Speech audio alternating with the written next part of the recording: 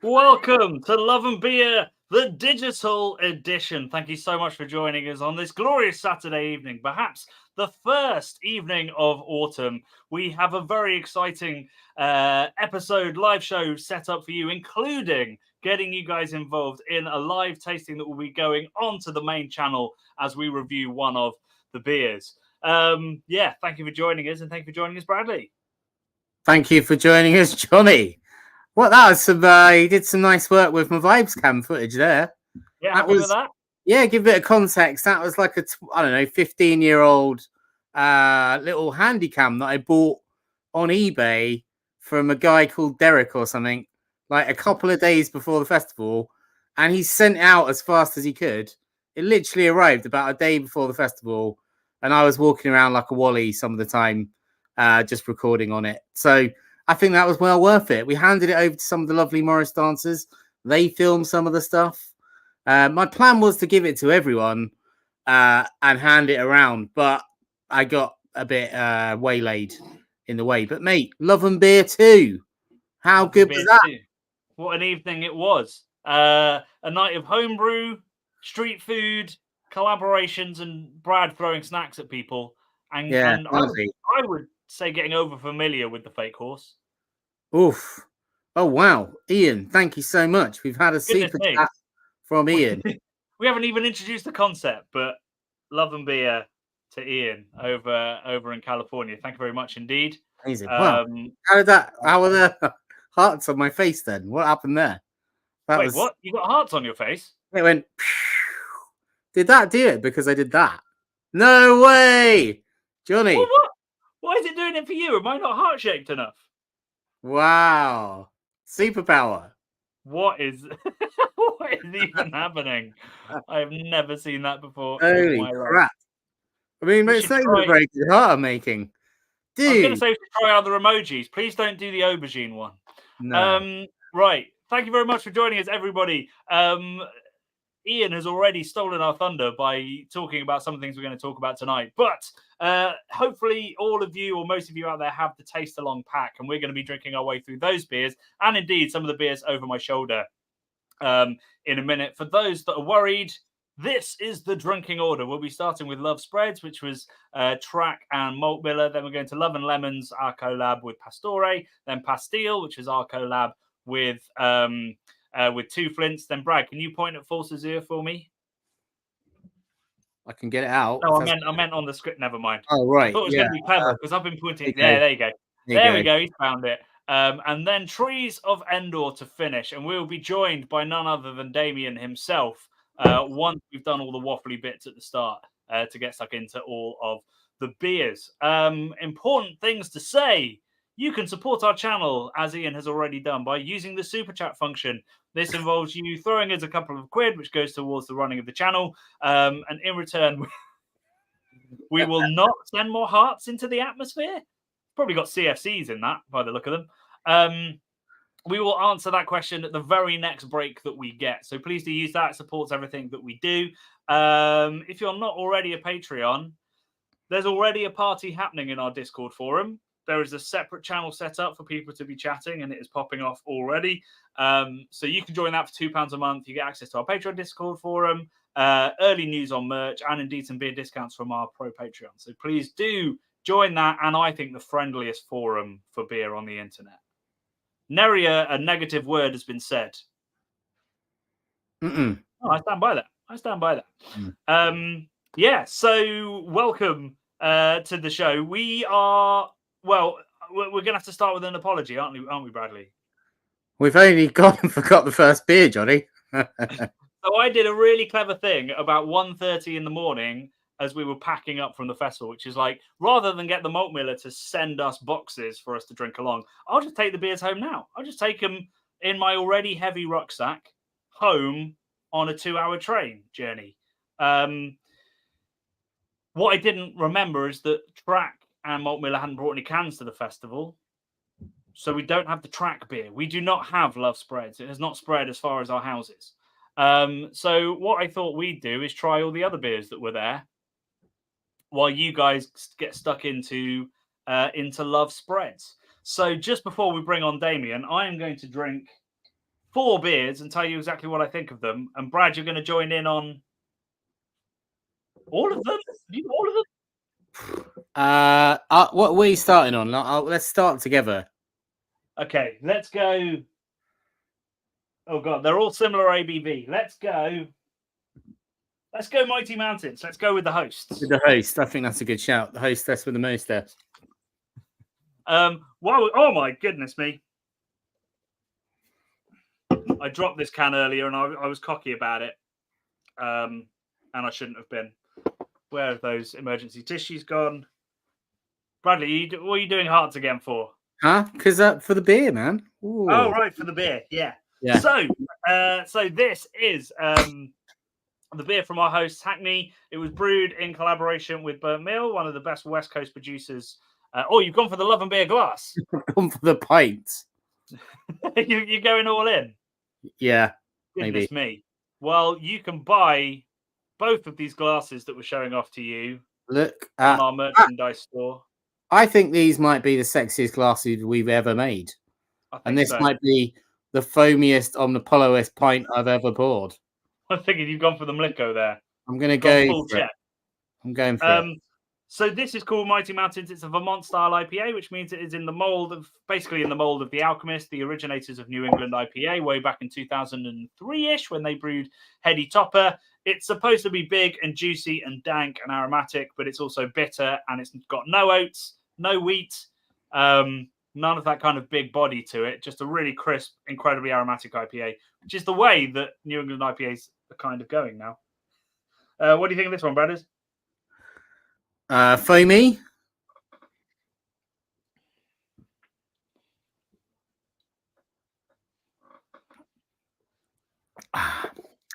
Got a bit of...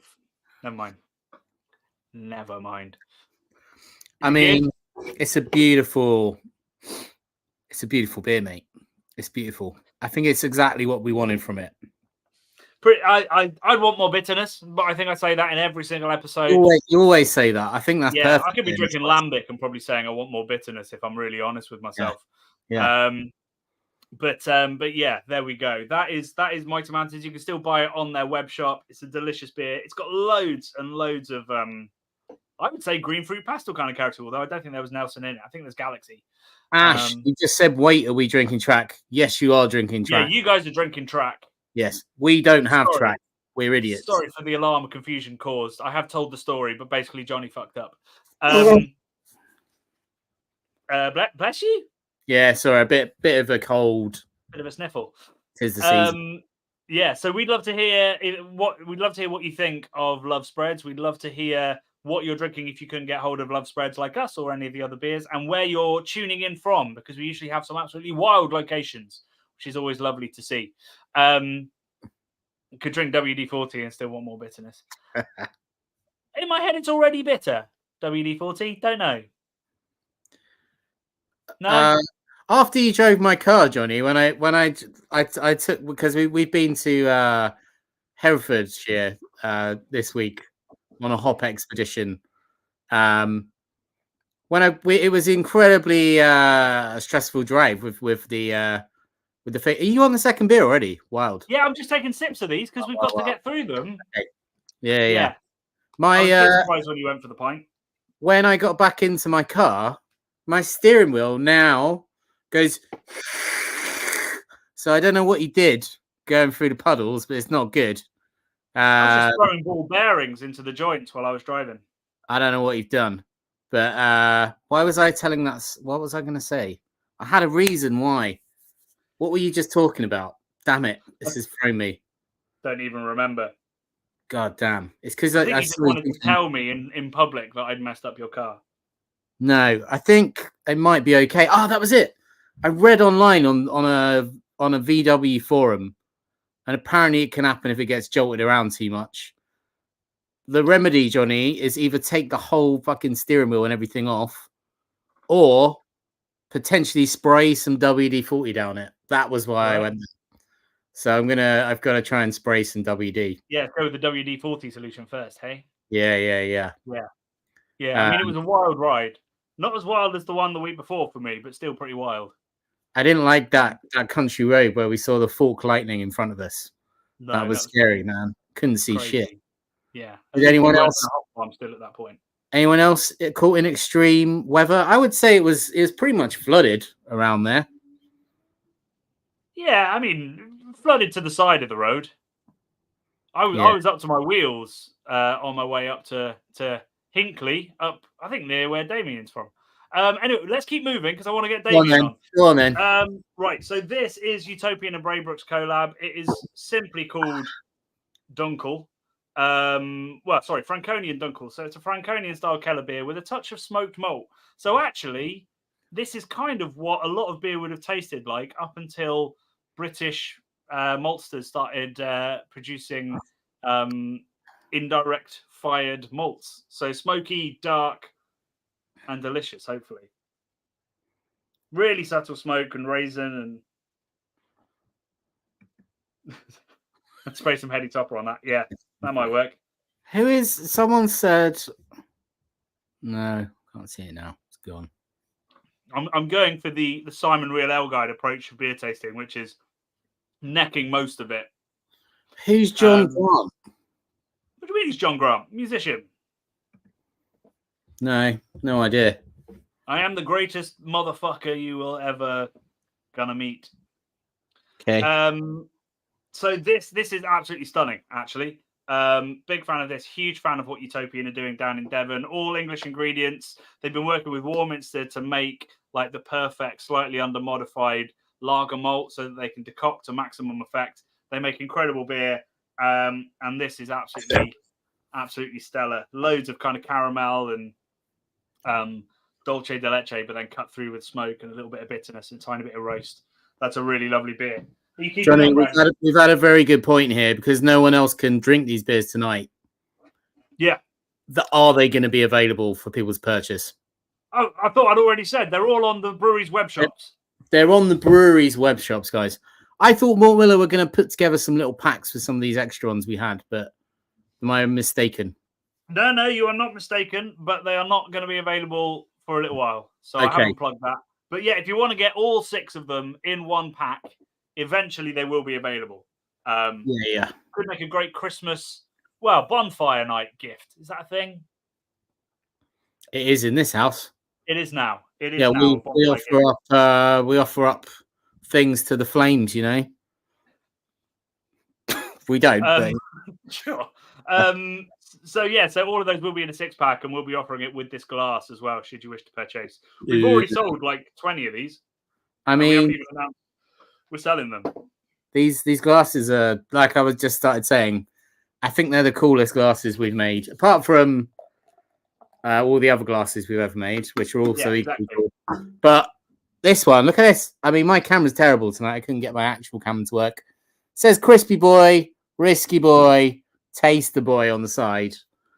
You got your hop guy there, loving life, and our kind of motto at this point, loving beer. So I think it's a great drinking glass for sure, Johnny. Yeah, that was the idea for it. We realised that this isn't your Friday night, doesn't stand a chance glass. So we've now got all occasions covered in beer drinking with our glassware. Well, we need a plastic version of this, Johnny. Maybe on a necklace or something that people can rock when they're outside. Okay, yeah, undroppable plastic, unbreakable. Like or who was that we were talking to? Who said about I'm derailing stuff? I won't. Yeah, Brad is determined to not let us get Damian on. There's German glass made in the 70s, which is literally unbreakable. Like, do you remember that? There's this factory that was making glass, that beer glasses. They spent a hell of a lot of money developing in East Germany, and the Soviets were like super proud of it. So you can still get these dead stock glasses. You can like drop them on the floor, they just bounce. It's glass, but it's got some special bulletproof glass that they've made. Yeah, pretty much. So we need some of those. Yeah, go on. Right. Liquid Dreams. So this big shout out to Neon Raptor and Phantom, who were the last breweries that we approached.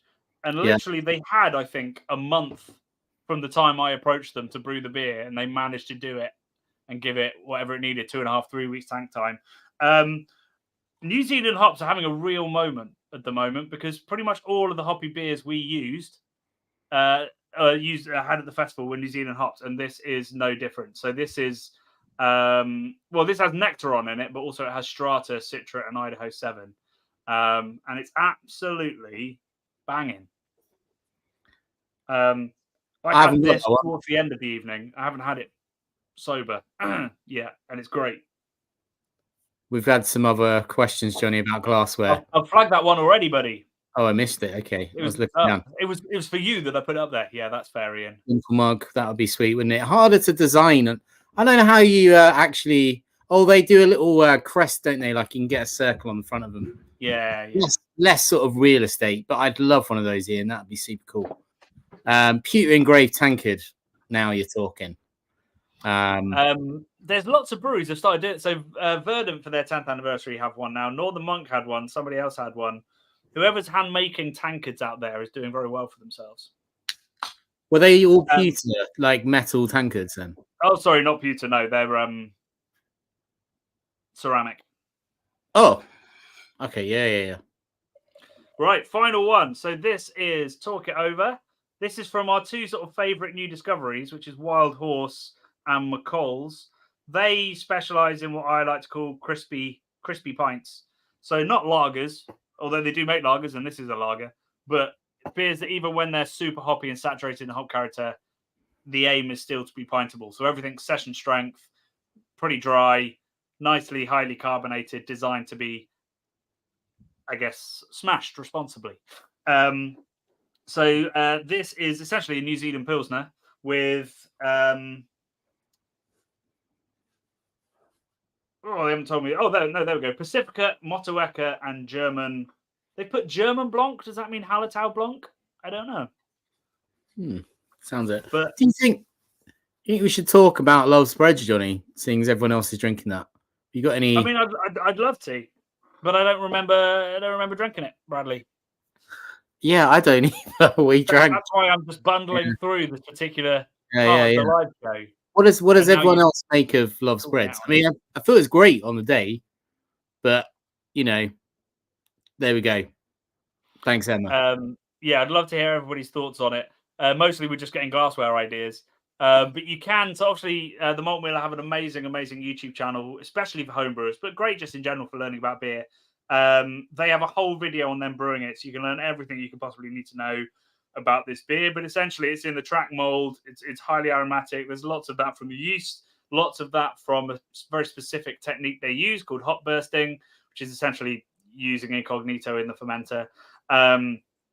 And they get a lot of aroma that way. So it's really soft, really juicy, really full-bodied at 5%. And it was great at the festival. It was really, really good. And I'm ashamed to say we don't have cans of it here tonight. But here we go. So this is Talk It Over, which has, a lovely kind of almost melony kind of aroma, I'd say. And then actually a little bit of sulfury kind of lager character as well. Really nice. Who's Melanie? Thanks, Bradley. Straight out of Airplane or Airplane 2 there. Enjoyed that. Right, there we go. So that was 4 beer reviews in 23 minutes. Not exactly in depth, but yeah, you will be able to get those beers from their web shops and indeed from the Malt Miller web shop with our glass in, I'm going to say about a week, maybe 2 weeks. But they are cold stored, so they're staying fresh. Right, so we are now very, very excited to say that we can bring on the man who has filled a mash tun more than anybody I've ever met. And maybe I'll try and upload that photo so that we can all just revel in just how ridiculous the day was that we brewed this. So yeah, we are honoured to say that Damian has agreed to join us for the entirety of the show, and we'll get his views on love spreads once he comes on. But yeah, Damian, welcome. Hello. Hey.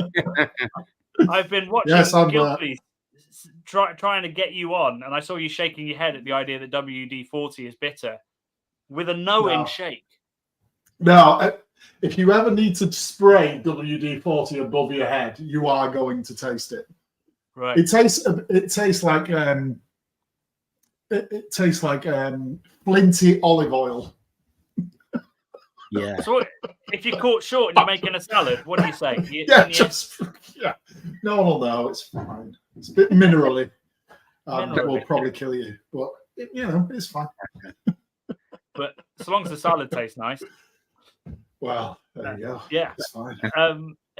Thank you very much for joining us. We really appreciate it, and thanks for brewing a beer with us. I never miss an opportunity to A, talk, and B, drink. So this is my kind of gig, Great. There we go. What are you making of Love Spreads? It's very, very good. Yeah, really nice. I think there's citra. There seems to be a lot of citra. Hey up! Seems to be a lot of citra in it, I think. It's, I think for 5%, it's got a great body on it for 5%. Really, I wouldn't have guessed it was 5% before you said it. Oh yeah, there you go, Citra. I should have just read the can.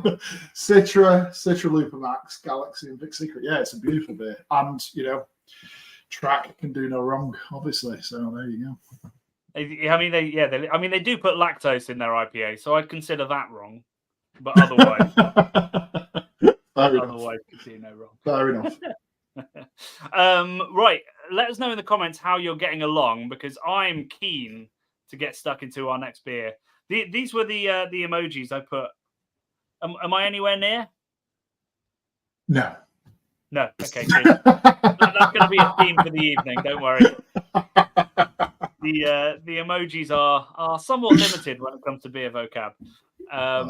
So yeah.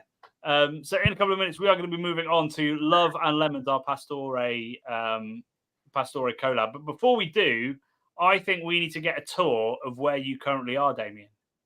Oh, really? Okay. Well, I'm coming live from the Fat Jedi Free House, which is my cellar in my house. So you can see we've got the Emperor's sign behind me, and you can't really see, but this is at the back here. We've got like Luke's lightsaber blue lights across the back, but you can't really see that. Let me see. Let me turn you around. I'm putting you full screen. Okay. So we've got the bar here. Can you see the bar? Yeah. Is that an infinity mirror at the bar? Or is that just a mirror? No, it's just a mirror. It's a backlit mirror. But we got so under there, I can put a couple of kegs. There's a cooler there. Oh, I can't really straighten this up. There's a cooler there. So when the lads come around to play cards and things, And then we've got the, oh God, this is going to go wrong. And then this is the beer collection. I don't know how easy this is to see, but it's pretty mental, really. We got the stout fridge. We got the stout fridge at the back. Oh God, I'm not doing this very well. And then you can't really see it, but I did a collab with Heist called Something Dark Side. We did a rum barrel age version, and the graphic from that can is actually the sign at the back there, which very slowly changes colour. So it's yellow at the moment, which is not turning up very well on the screen. But yeah, so that's the Fat Jedi free house for you there. Might look like a pretty nice R2 unit you got there. Yeah, which is actually also a projector. Oh my God. So you can just put a CD in it and he'll beam it onto a wall. I think you can put your iPod in it and all kinds of stuff. It's amazing. That's awesome. How has he got a bad motivator or? Yeah. However, the best thing about it, I'll left the screen, but the best thing about it is the controller. So this is the controller for R2. God it's a damn. Millennium Falcon. Look, Oh and you my press it. You press the back. Oh, hang on. No way. No way. Controls. And it's a remote control, so you can wander him around the house and things. And so there you go. That's incredible. Yes. This is, yes, I am as beyond big a the wet nerd dreams as you of most thought I people. was. I would say. Had him a long time, so there you go. Absolutely. Right, I'm back. There we go. Yeah, welcome. Cool, right, so we're going to move to beer number 2 if everybody's A, got over Damian's cellar, and B, finished the first beer. And now we can start the actual drink-along element of this live show. So yeah, we can all show this. So this is Love and Lemons with Pastore. If you haven't seen the video or you're not aware of Pastore at all, they are almost exclusively a sour beer producer.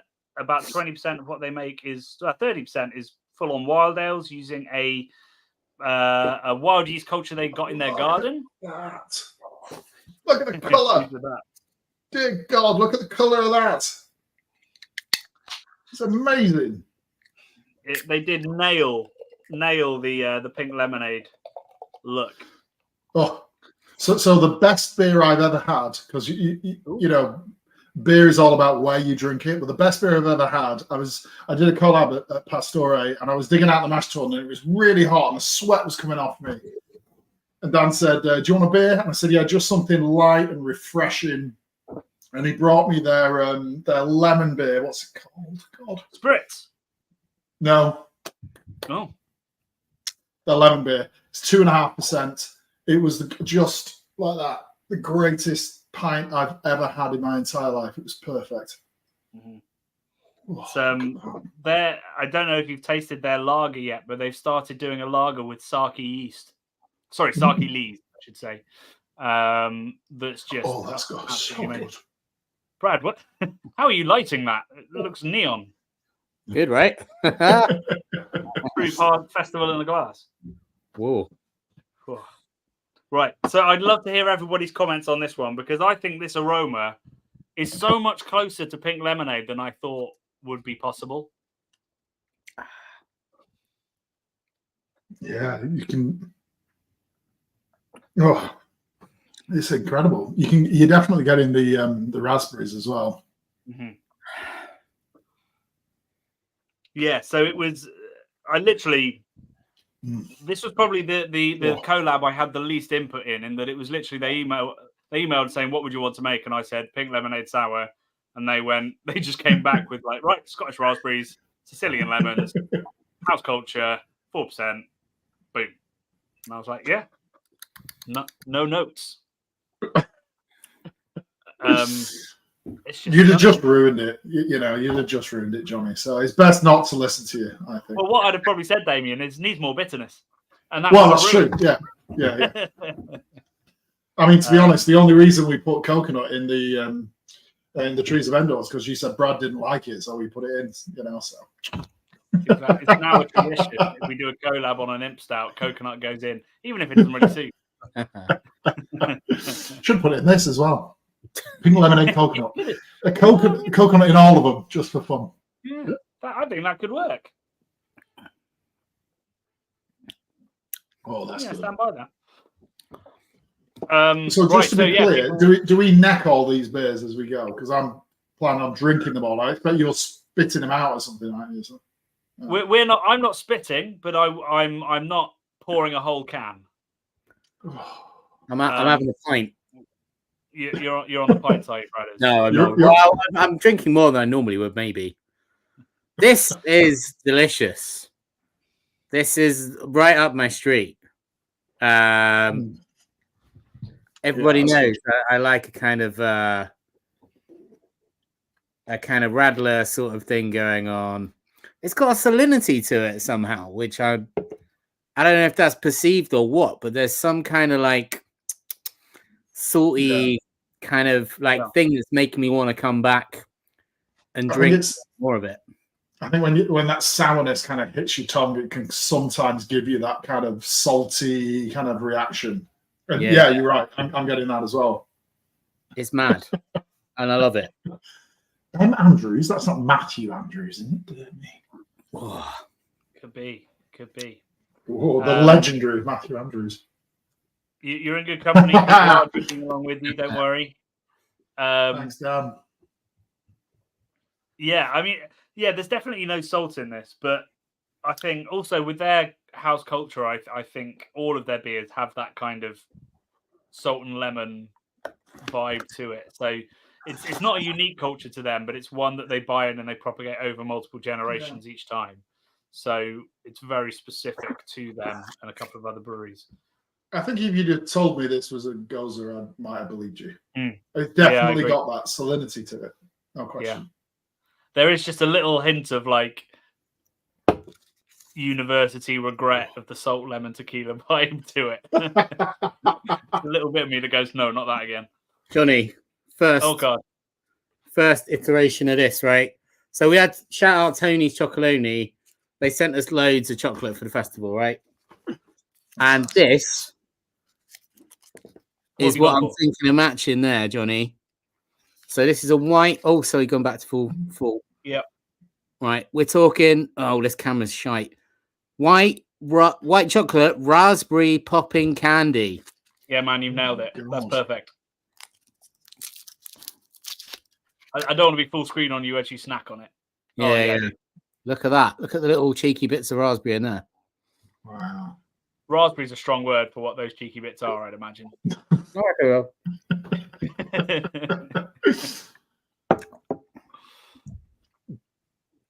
Is it too sweet or is it right? Yeah. Oh yeah. Oh, I'll be having a one bar with this, but I don't have any. I've not had a one bar since 1986, so you know. Man, do you know we were at the hop harvest at one of the Charles Fareham farms up near Worcester on Thursday. That's where we drove back from and nearly died multiple times. And so we were sniffing all of their new experimental hops that have come out of the experimental field this year. And one of them smelled like, do you remember Homebrew had those sticky bars for a bit? Yes. One of the hops smelled just like that. Ooh. Which I think it's going to be dangerous. Vault City will be putting it in their Iron Brew sour then, will they? They'll be like, you saved us so much money in additives. It was amazing. I'm very excited. So we were filming for Keep Cask Alive 2, our series about cask ale. So it'll be a while before it comes out, but it was a wild time. They were just bringing down bags and bags of different hops that all smelt of wildly different things. Sounds like a good time to me. Yeah, it was good. Yes, they did. Unless they were cold, and then you could just snap them. So, Desperate Dan bar. I don't think I've ever had a Desperate Dan bar. Does anyone remember that? That's news to me. Yeah, absolute news to me. I forgot about the tombola. We raised £1,008. How much? 1,008. Dear God. At the festival on the tombola. So you're all secret £108 on the tombola. Yeah. I think it might be the Jesus, most successful tombola in the history of humanity. That's insane. Was there someone with a beard and sandals shouting, "And another winner on the tombola"? Because that's my memory of every camera festival I've ever been to. She's always brilliant.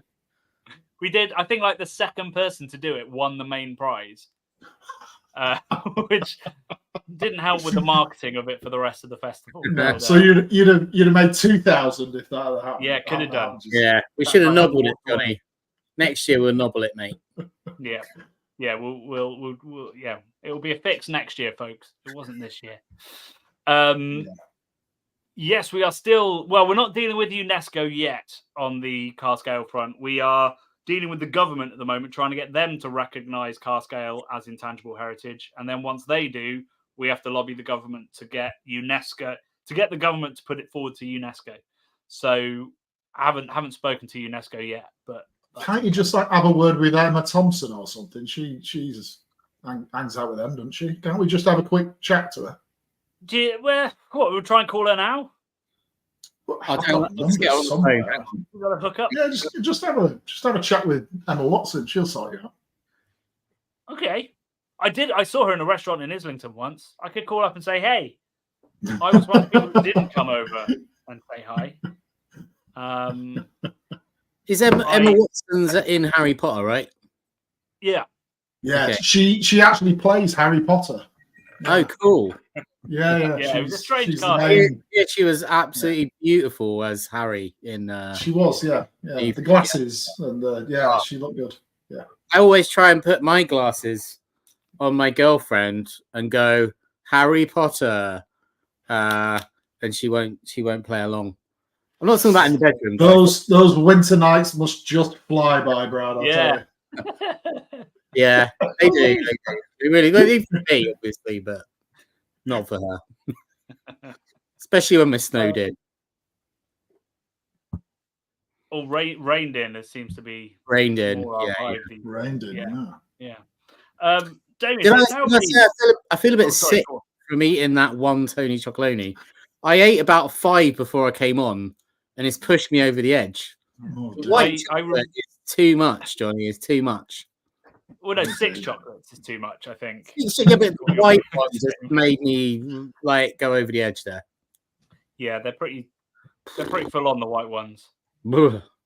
I was going to say that. So before we went live, I said to Bradley, I was like, "Bring the Chocolonely on, so that we can, we can give a shout out to Tony's." And Brad said, "Kirsty's hidden it."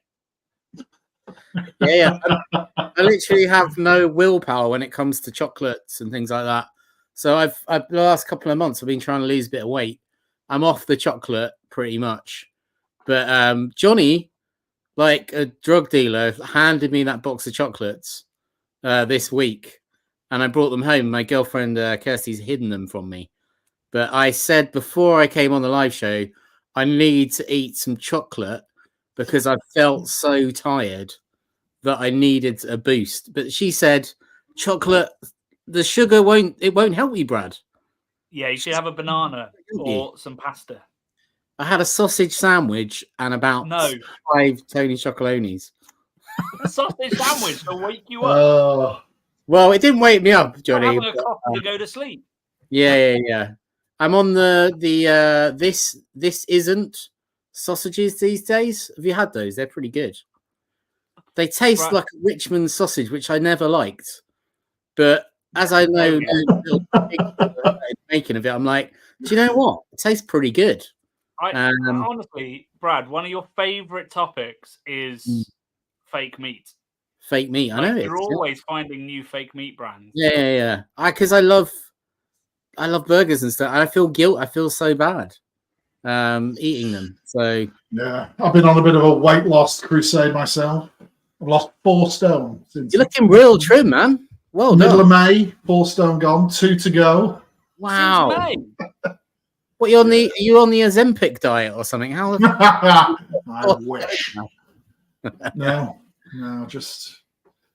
What are you doing? Staying away from Greg, mostly. Right.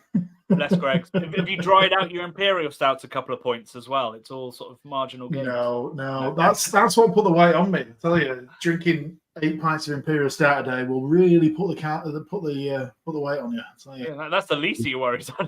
I'd imagine. I did a collab with Black Iris called Cithicidal Tendencies, and we measured how many calories there were in it. 1 pint of 11% stout, 1,900 calories a pint. So that and a packet of crisps, and you're done for the day. For my new book, 1,900 calories. Yeah.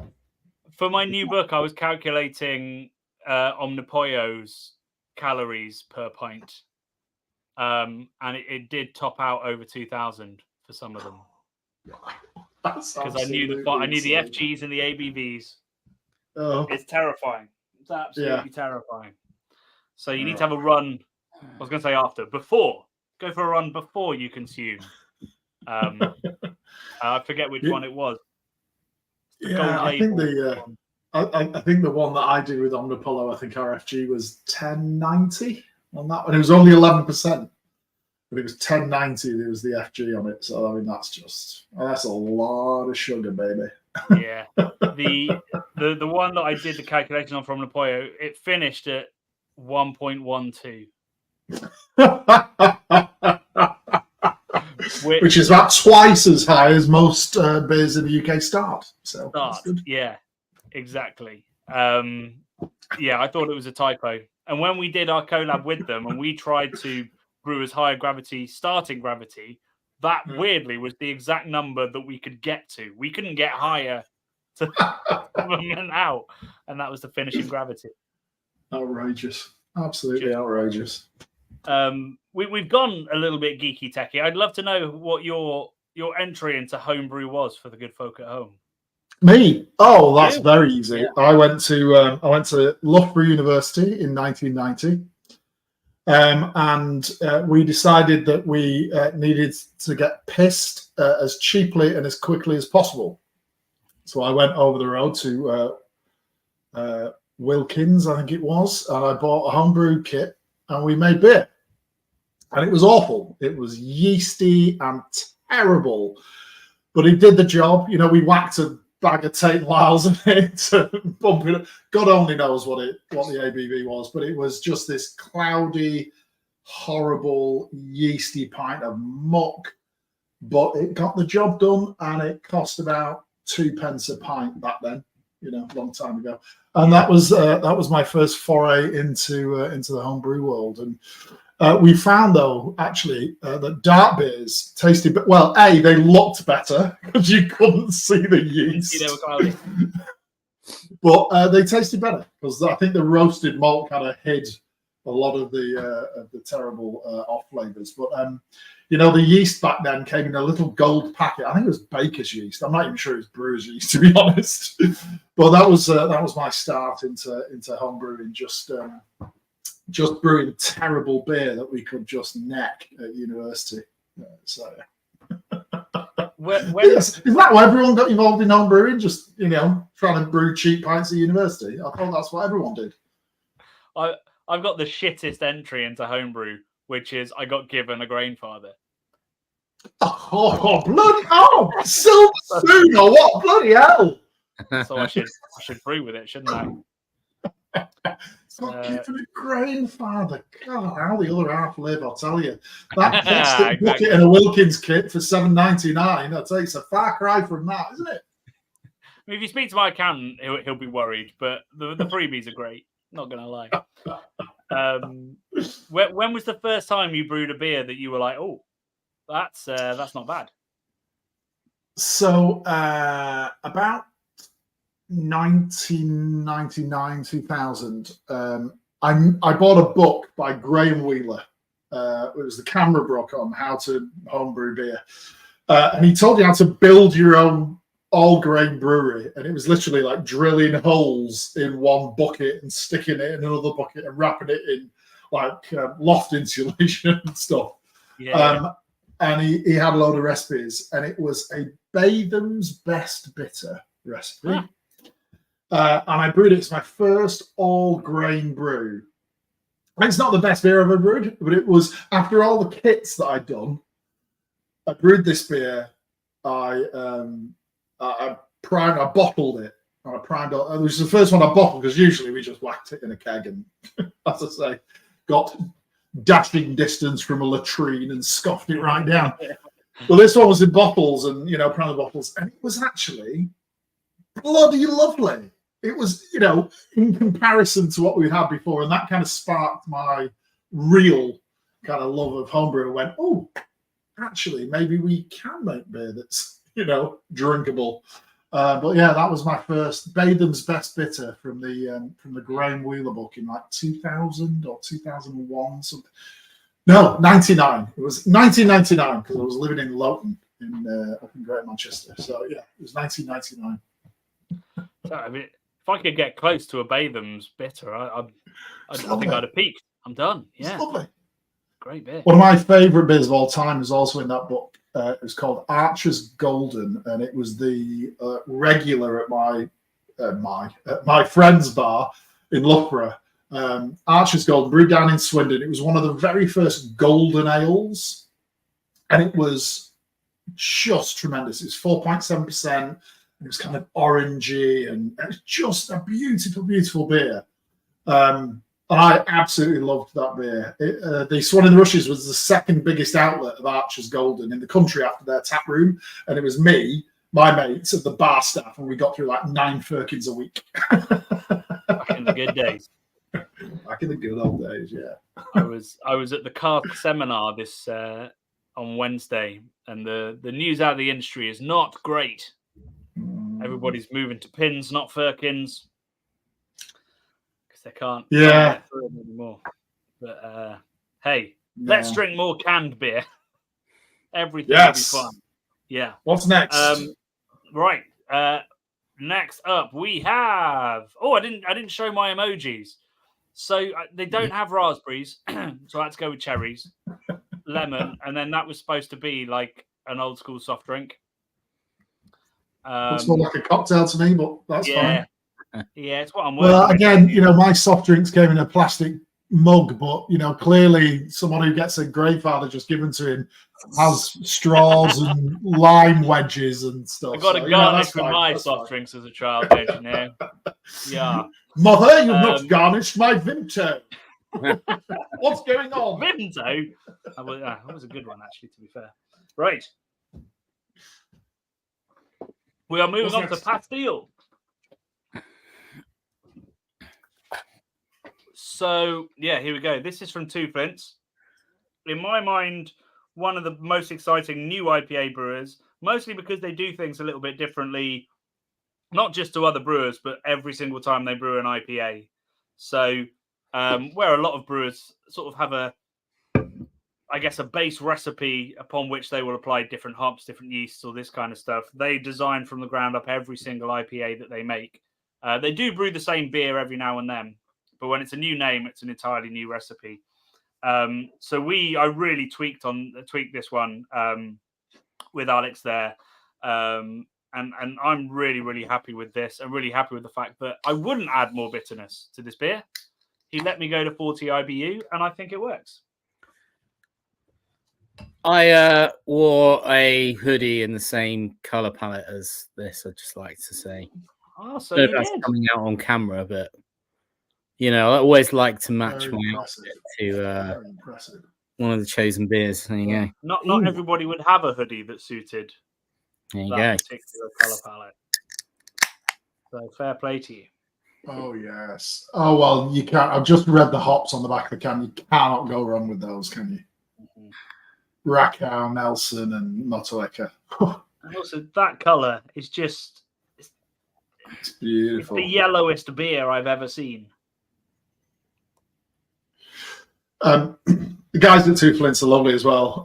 They were recently at Farm Trip where I was, and just great guys, absolutely great guys. Yeah, really, really lovely people. He came to the festival, Alex, and I think he had a great time. Oh, fabulous! Yeah, it's a marvelous brew. If you're ever in Windsor, do go there. And then there's Indie Rabble next door as well, so you can have a little little bar crawl between two, and a hobby place is also in Windsor, which is a great little craft beer bar. I shall be over there collabing at some point with both of those guys, I expect. Is there anyone I've not collabed with? Yeah, tell me about collabs. Why do you love them so much? Oh, I genuinely love doing collabs. Just getting to meet people and going and seeing how they do things and chatting about, imperial stouts and the other styles that they do. Obviously, I only do imperial stouts, but just chatting to them. Then, there's always a few beers before, during, and after the collab day. And I just love meeting people. And I've done lots of collabs all over the place. There's not many, I've not met many, if any, kind of big egos in the craft world. Everyone's just lovely, and it's just such a nice thing to do. And then, you go out to beer festivals and you meet up with everybody again, and it's just a really social day. And I get to initiate lots of people into whiskey and wort, which I genuinely thought I'd invented whiskey and wort. It turns out it's been going for centuries, of course, like everything else has. But I think people used to call it a brewer's breakfast. But I discovered it on my own. And so every collab that I do, I take a bottle of whiskey with me, and we mix the whiskey with the hot sweet wort, and it's fantastic.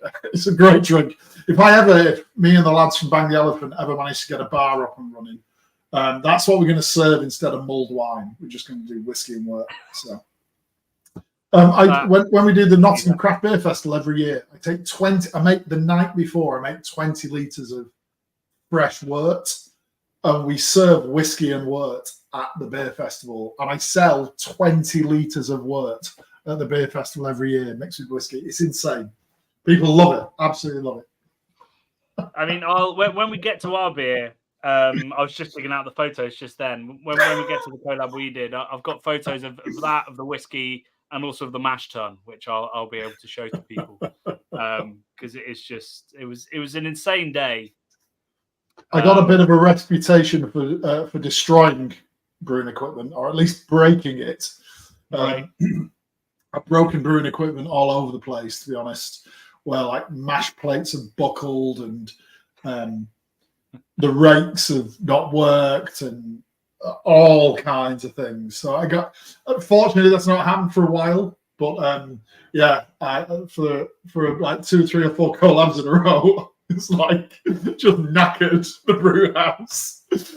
And always I say to people, you've got to be careful. Oh, maybe you're sure. They go, oh, this brew house can cope with anything. We've done all kinds. And like 2 hours later, they're all stood there going, oh my God, what we're going to do? So now it's all good fun. So it's part of you can taste stress. I swear, all the homebrews that have hurt me most have tasted best. So there's something in it. It's part of the Emperor's Brew Day experience, Exactly. That blind flop sweat panic. It was relatively smooth when I was there. I don't remember. It was, but we practiced it though. We've done it a few times on that kit, so we know what we're doing on that kit. But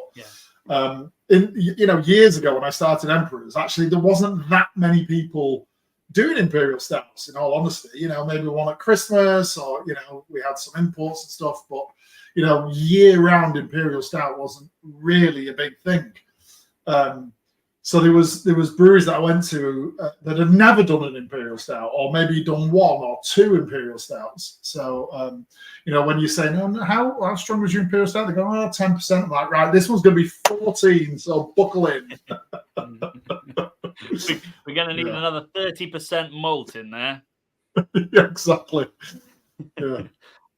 Bruno Dave asks, what ratio of wort to whiskey do you go for?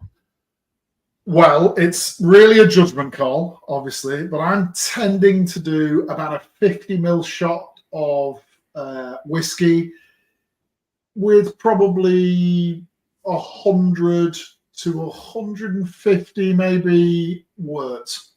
That would be my 150, yeah. So on the Emperor's glass, available on Etsy, it's whiskey and then wort to about halfway through the Emperor's face.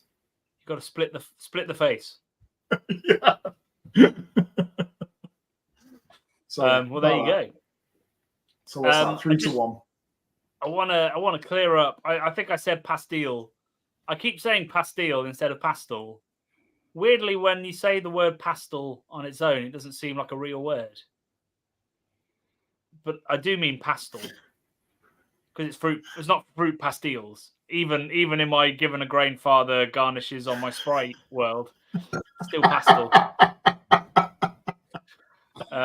So yeah, I've struck a nerve there. He's going to tell me off for that later.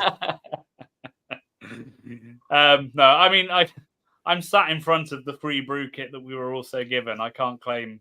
And have you used it though? Have you used it? Oh yeah. Oh, lots and lots.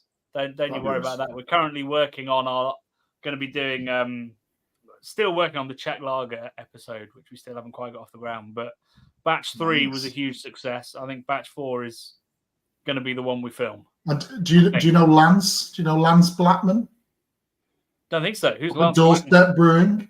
Oh, so Lance is a home brewer up at Doorstep. He does some amazing lagers. I'm actually I'm up there in a few weeks. I'm doing a meet the brewer at the Sportsman, and Lance and I are going to brew together for the first time. He's a great guy, but he does some amazing lagers. Amazing. Mm-hmm. He spent a lot of time kind of perfecting his lagers. I'm fairly sure he's been in touch with us, so I might ask some questions. There's still some little bits I want He's the guy. Figure out. Sorry, just digging through. There were some more questions that I have missed. There was one which we're going to have to tackle at some point, and you know what the question will be. Damian. Should just get a recording and just play it. Do you have to look over your shoulder? Disney noise? No, they're right here. No, no. So Emperor's Brewery, my home brewery, 20 odd years ago, was called Emperor's Brewery. I was a big Star Wars fan, and this logo was designed by my mate Barry, who's a graphic designer, literally in 2001. And I had a bar in my first house that we got in 2001. That was called the Fat Jedi Free House, and he did the sign and everything. So when Emperor's kind of went commercial, as commercial as I am, a cousin of mine's an intellectual property lawyer, and I rang him and said, look, am I going to get sued, or can I use the logo? And he said, well, I'm not sure, we'll see. So he said, I'll tell you what to do, apply for a trademark and see what happens. Because if they've got a problem with it, I mean, Disney will see it, because, they hire thousands of lawyers, and all they do is search trademark applications. So I applied for a trademark for the logo and got it. So this is a UK registered trademark. I mean, it doesn't mean that Disney will never come after me. I'd probably win, but I'd be homeless and broke long before that eventuality. So, no, look, I've never done this. Obviously, I wouldn't encourage this on a shared computer, but if you type into Google, "The Empire Strips Back," you will find an Australian burlesque show based on Star Wars with sexy C3PO. Oh, Brad's, look at that. Brad's please ball down. He's about to type it in. It's like yeah, go on. It's like, I swear to God. So it's like it's a burlesque show based on Star Wars, like sexy C3PO stripping off and stuff. And it's just toured California. It's just been to London and Paris. And if they can get away with that, I'm fairly confident that a bloke making a few bottles of beer in his kitchen is going to be fine. I'm mostly concerned about, because C3PO stripping, it's a bit macabre to me. It's like, well, you say that. You've not seen C3PO though, have you? No. When I mean, not that I have. I want to make that absolutely clear, just in case my wife ever sees this video. But just go onto private browser on Google and type in "The Empire Strips Back." I'll tell you, it's insane. And it's not just like a little show. It's like Cats, but with strippers. It's the most ridiculous, large. I mean, that sounded weird. Cats, but with no. What I mean is, it's huge, like production values. It must cost them a fortune to put it on. It's an incredible show, but it's on YouTube. So like and subscribe. But honestly, it's we're going to see our it's viewership mad. just dip for about 5 minutes and then come back. It's like, what's this? So if anyone watching has done that into Google, type us your comments. Let's see what you thought of the Empire Strips Back and whether you think I'm more or less likely to be sued by Disney. We've had a super chat come through from Chris K, who asks, "What's your favourite collab, Damian?" Oh my god! So, favorite collab. I mean, it has to be. So when I first started really getting into Imperial Stouts, I hero worshipped Hanok on the Polo. You know, Yellow Belly, Noah, Lorelei, Anagram. I mean, I've got a keg of Anagram at my house. I've got a keg of Lorelei. I did have a keg of BA Lorelei at my house, which we necked when I turned 50. But in 2019, Hanok sent me a message and just said, "Hey, do you want to come and collab?" And I'm like, A, how have you ever heard of me? And B, yes, obviously. And so there's just me at Emperor's Brewery. There's nobody else. Well, my wife runs the Etsy merch shop. But so I said to her, "Would you mind if I brought some friends with me?" And we all, like 7, 8 of us, all turned up at the church and got treated like royalty by Hanok and Carl and Magnus. And we just had the most incredible few days at the church. And I know you've been to the church, so you know how insanely good it is. But that was a dream come true for me. So that is my favorite collab. The other one that I've done, which I'll add, is I went to Lervig and did a Rat House collab. So Shane, who's a good mate of mine, who used to be the head brewer at Neon Raptor, went over to Lervig, and then when Davide moved over to Carlo, he became the Rat House manager. And so me and my mate Mike, we went over there. We just tapped loads of their barrels and we blended them, and that became Ice Planet, which is, if you've not tried Ice Planet, try and get a hold of it because it's a really beautiful beer. But that, you know, meeting Mike and, you know, all the guys over there, Sandy, and it was just phenomenal. So those are my two kind of. But now everyone else that I've done collabs with, they're going to be really upset with me because I didn't mention them. Well, I mean, yeah, I'm pretty upset, to be honest. Well, of course, Jack. I mean, that goes without saying. I'm looking forward to the return collab on that grain filer behind you, mate. I'll tell you. Hey, that's more my volume, you see. I mean, we should do that. That would be a great video. See what we can squeeze out of this. Well up for it. And well also, if Brad comes, squeezing 3 of us in here will be. Yeah. You can probably bring a smaller bottle of whiskey as well. Sadly, maybe. Maybe. Yeah, I haven't tried Ice Planet, but Lervig, I'm not sure everybody sort of knows why Lervig are A, so good at dark beer, but also like just the incredible story of Mike brewing, because he brewed all the McKellar dark beers at the start, which was sort of the beginning of Imperial Stout with adjuncts going sort of mainstream. And amazingly, when I went over there, Mike, and I'm chatting to him about all these, you know, the old beers, you know, that he'd done, the Mikkeller beers, that, you know, the 3-bean stouts, which was rum barrel aged 3-bean stout once nearly killed me. I went to Indie Man, I think it was like 2018 maybe, and a rumor went down the queue that Lervig had brought with them rum barrel aged 3-bean stout, and I'm like, that's got to be tried. So I grabbed me tokens and I ran to the back where Lervig was, and I got this 3-bean stout. It was like 13.4% or something. And I decided it was going to be a really, really good idea to drink nothing but double-digit beer for the rest of the day. And I had a little sleep in Port Street. And then I left Cafe Beer Moth at midnight. And I literally not drank anything under double digits all day. And I was absolutely bat-faced. So much so that I got a taxi from Manchester to my dad's place in Standish and dropped my mate off in Lee on the way. and it cost like £104. He's like, yeah, take me home. And of course, it. the taxi door closed, and he set off, and I went immediately asleep. So yeah, but Mike, all those old Mickley went, oh yeah, and he dug out of his stash all these old bottles and said, oh look, these are, I mean, they're all out of date and everything because it's years ago, but he gave me like loads of the original bottles. So I've got them all here. They're in there somewhere, I think. So anyway, there you go. That was a very long answer to that question. What time are we supposed to be finishing? Because 25 minutes should till stop the Q&A. talking. I think we're doing all right here. People at the start were saying like the Q&A won't happen at 9:30. I think we're doing okay. I've just flashed up the drinking order. Are people ready to move on in the comments? Do let me know. While we get answers to that, again, really hamstrung by what I could do. But I went with mango. I went with what's supposed to be a fruit pastel, as close as I could get. And then I wanted to put lime, but they don't have lime, so it had to be lemon.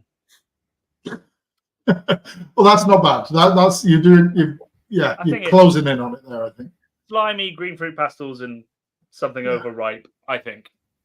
And interestingly, as we said in the blurb at the festival, like this is all hop derived, so the yeast is completely neutral. So everything is from those hops, and it's banging. You have a little cigarette break. What flavour have you gone for there? Well, this pink grapefruit, which I think is in keeping with our theme.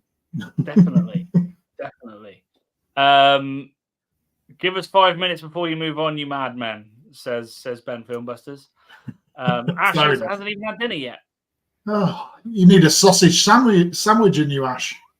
That's what you need. Sandwich in an app, and you'll be ready for a live show.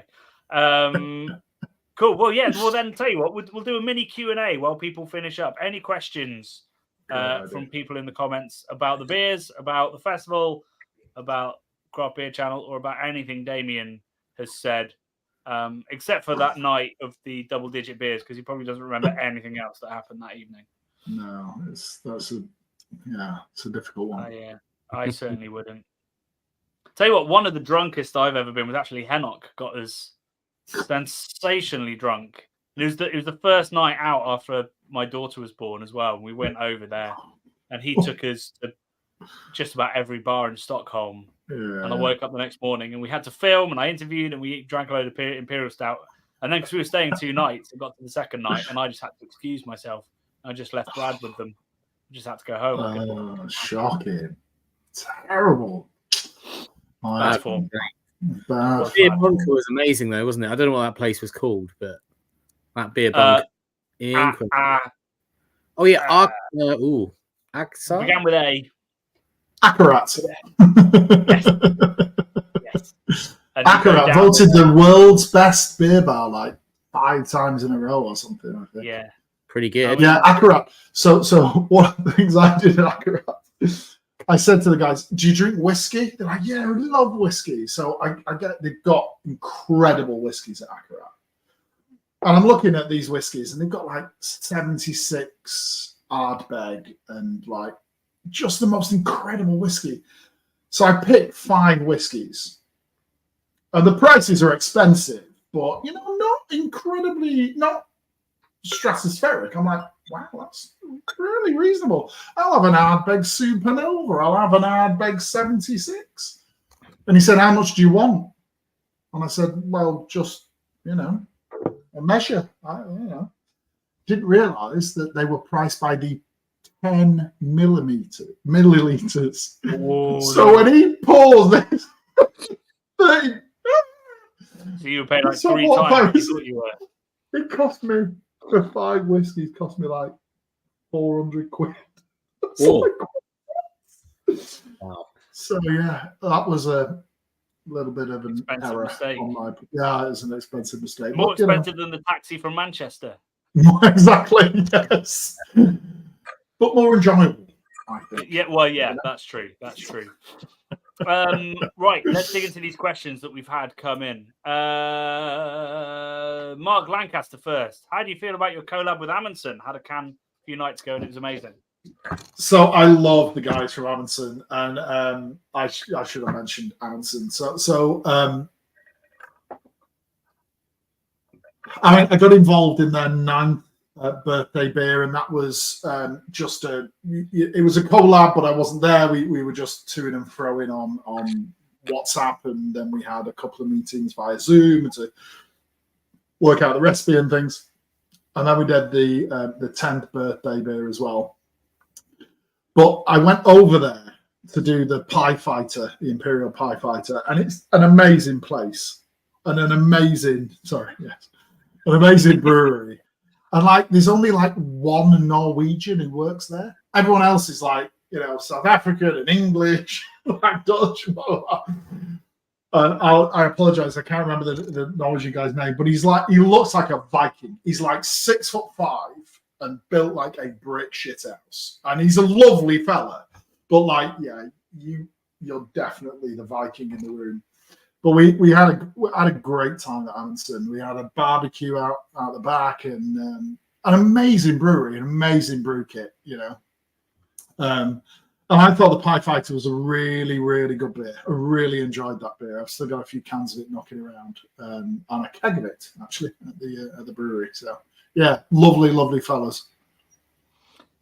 Cool. Emma asked, "Will there be a Love and Beer 3?" TBC. We have a debrief to cut through the chaos next week, and we'll try and announce a bit earlier than we did this year for this one, if it is definitely happening. Can we get the Empire strips back at it, please? Just to maybe the evening session, Bradley. Maybe. Listen, Brad, if you want me to put on my sexy C3PO outfit for you, I can be convinced. Okay. Festival's cancelled. Chris, I'll get back to you on that. I cannot remember. That was for the book, and it was written 2 years ago. So I will, if you're on our Patreon, I will find you and tell you how I worked it out. But can we do a hat that's like E equals MC squared, but it's that formula? ABV plus, yeah. We could waste some money on merchandise, sure. Yeah. No, people love the hats, Johnny. We're going to do more hats. Oh, they love the Love and Beer hats. That's true. We're going to get those restocked in the web shop. Don't worry, folks. Where can we get on the Pollo in the UK, please? Best sorted beer merchants, because they're owned by Cave Direct, who import it. So it'll be the best price, the freshest, the most likely to have a wide range. Damian, where is your favorite place to drink in the world, apart from the Fat Jedi Freehouse? Oh, what a great question. Oh, God. Okay, so probably my favorite place to drink in the world. Every year, the last weekend in February every year, we go to Amsterdam. And a friend of mine owns a bar there called In de Wilderman in Amsterdam. And we go to In de Wilderman, and there's a big group of us. And we know Simon and Els and Suzette and Frankie and all the guys in the bar, and we drink. So we turn up on the Thursday, we drink in the Beer Temple on the Thursday night. Friday we go around all the great bars in Amsterdam, and then Saturday we literally sit in de Wilderman from midday to 1 a.m. Used to be 2 and 3 a.m., but COVID. But yeah, we sit there all day, and it's such an incredible bar. It's a proper old school Amsterdam bar, and they're just lovely people. So that is in fact, if you look back on my probably Facebook or Instagram, you'll find pictures of me, selfies of me saying, fuck, am I allowed to swear on this podcast? Yeah. Okay. Fuck Disney, this is the happiest place on earth. And it's just pictures of me in de Wilderman, because I genuinely love the place. It's the best bar in the world. There we go. It's pretty good, isn't it? I was just trying to look at love it. Photos from in de Wilderman last time I was there, but this, it's not going to focus, is it? This is outside, and when you order all Val, they give you the little all Val glass for the sediment, and they've got great pickles, and obviously the cheese and everything accompaniment. Look it's at that. fucking brilliant. I love that place. And you can see Cafe Mouille across the road there, the Heineken bar, which I'm always amazed anyone's in when Inda Wildemans is across the road. But what can you do? I love Amsterdam as well. I think I'm gonna have to like find out when you're going there and just hang around. Last weekend in February, every year. Last weekend in February every year. Yeah. We have people turn up as well. Like the head brewer from like Burnt Mill just walked in, and like Moerslukel, and we just have people just coming and go. Oh, we know you're drinking here last weekend, last Saturday in February. People just kind of wander in and say hello. It's amazing. Hell yeah. For us next year. Andy, how much pleasure brewing do you do? Not as much as I'd like to. Having a child and a pretty intense job means I don't get to, but probably once a quarter, like 4 times a year, I'll do something that's purely for me. Usually I do a Christmas beer, I do like a summer beer. My birthday's in April and I usually try to brew something for that when people come. And then sort of the test batches, so like the Czech lagers and stuff, are sort of pleasure, but also research, which is kind of what homebrewing is, really. So yeah, maybe 4 times a year for myself. And then, I mean, you know how much I do for the channel, which actually hasn't been that much this year, but was a lot more beforehand. And hopefully there's more coming. We're hoping to have another episode series before the end of the year, doing the homebrew recipe for Now IPA, which is our all English modern IPA. And I'm thinking about using the wooden barrels from our advert to ferment a bretted version a la the 19th century. So we'll see if all that happens. Right, that I think was all the questions that came in with that little rush, other than Harmon Brewing. Oh, hello, buddy. Yeah, I'll tell you, he can brew, that boy. He can brew some beers, that lad. He sent me some of his imperial stouts, and they were absolutely bloody lovely. He helped me pack a bunch of beers at the festival when I was running around like a madman before the festival fully opened. So massive thanks for helping with that. Right, let's get on to this beer. So I'm switching to the pint glass because this is, along with Czech Pilsners, this is my style of beer. Ooh. And I would drink Westies and Czech Pilsners for the rest of my life. So I'm going to enjoy and indulge in this. And I also think that add another 5 IBUs to this, and I think you have a fucking perfect Westie. Oh, that's big talk. That's big talk. Hang on. Let's have a look. Big talk, that. Right. I'm going to be drinking it from the new Emperor's beer glass, which is available on Etsy. Etsy, yeah. That's cool. Emperor's Brewery merch on Etsy. So you got a logo on that side, and then on the other side it says, "You are not a Jedi yet." What other merch can we buy on the Etsy store? You can buy t-shirts and hoodies and key rings and guitar picks and bar blades and everything. Everything. Beautiful. It looks right, doesn't it? Oh, that is good. Bloody hell. Yeah, another 5. Yeah, another 5 IBU on that. Yeah, because it finished at 10:13, which I think is a little bit sweet. So I'd either bring the IBUs up or just dry it out a little bit, and then it's just. I would love to know what people think in the comments, because when I tasted this, I was bouncing off the walls at Hackney Brewery before we started, because I just thought it was absolutely beautiful. This is 7.2%. Yeah, baby. Wow. I've never. Wow, that's amazing. It's the full experience, because on the West Coast you're always doing that. You're always drinking a beer and going, "Oh, this is great," and then you look down and it's 7.5, and you're like, "And that's the last one I'm having."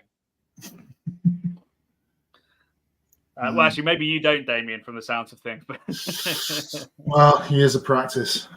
Yeah, I'm still practicing. What's the IBU on this? Did you tell us the IBU? I'm not sure you did. 35. So it's actually lower than the New England IPA we just had. Yeah. I did once brew an old world IPA recipe years ago, and that was 175 IBU and 7.6%. And I put it in. I built a Keezer years ago, and I put it in the Keezer, and I poured like a pint of it like that. And I went, Jesus!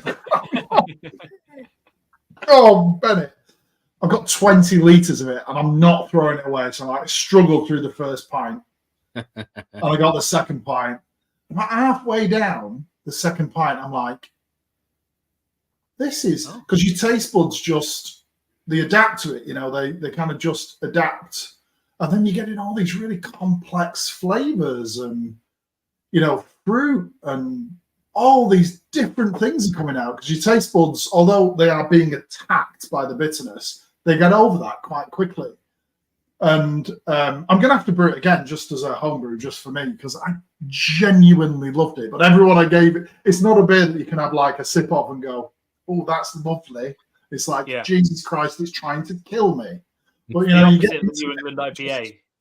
Yeah, the diametrically opposite. Built for festivals. Yeah, was that recipe? Was the recipe designed for you to age it, like wait a year and then drink it, or was it like no, you drink this fresh?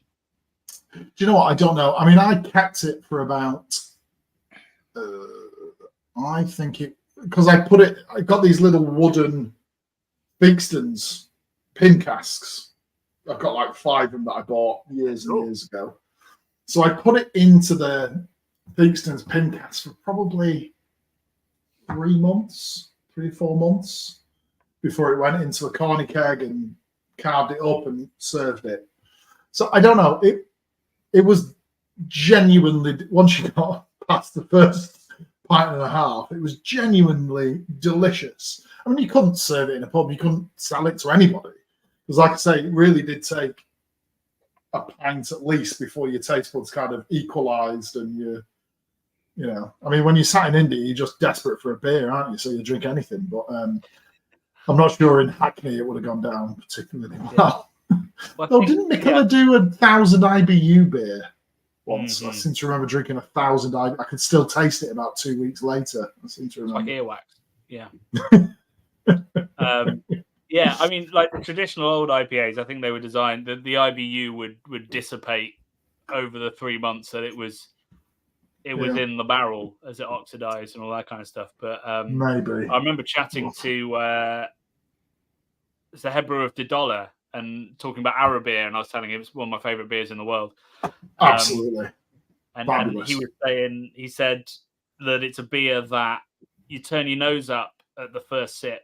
Everybody hates the first sip of Arabir, and then by the end towards the end of the bottle, they're ordering another one because your palate adjusts to the bitterness.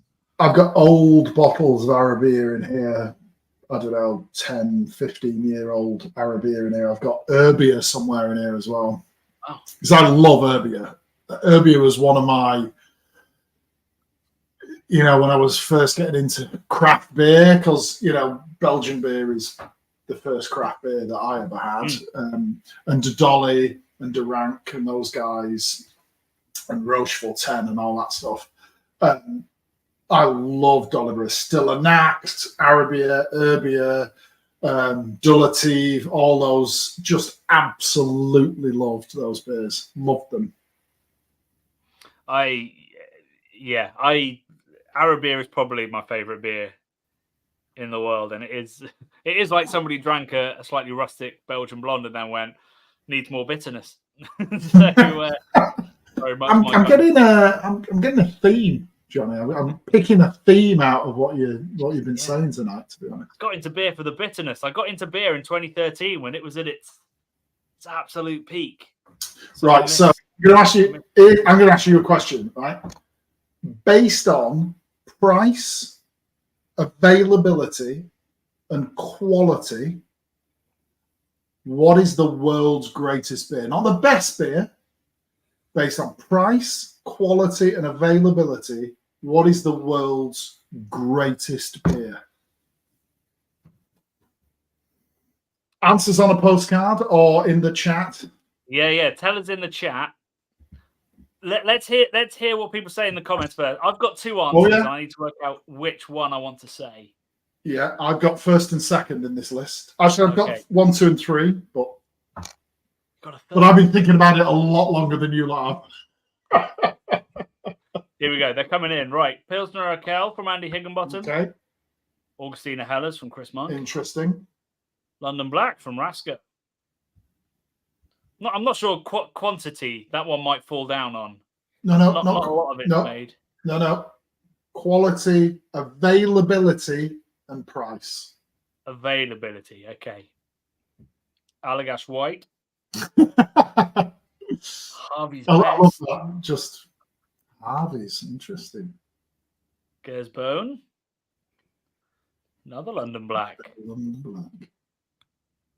Okay. I didn't say how they were weighted, though, I guess. Oh, dark Budvar. Interesting. Ah, Colonel. God, I love Colonel. There we go. I'm coming up on one that's going to make us scratch our heads. It's going to be Doombar, isn't it? Hang on. There's someone put Doombar. Bud Light. 2 of those. I mean, at one time, Budweiser probably was one of the best beers in the world. Back in like turn of the 20th century. Yeah. Landlord. Look at that. Do you know, this is actually great for a list of breweries we should visit on the channel. Shy pour on cask. Bloody hell. That's going back. Disco King. Little turning point there.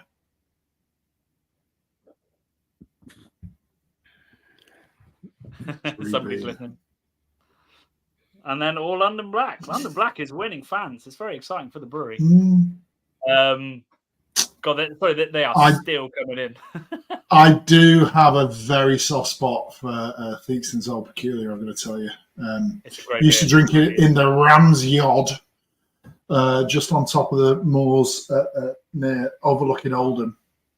And they used to pour it out of the cask behind the bar, out of the cask into a copper jug and into your glass. Chuckzilla, nice. Okay. Oregon Trail, classic. All right. Bradley, what are you going to say? I mean, it's PU, isn't it? Pilsner Urquell.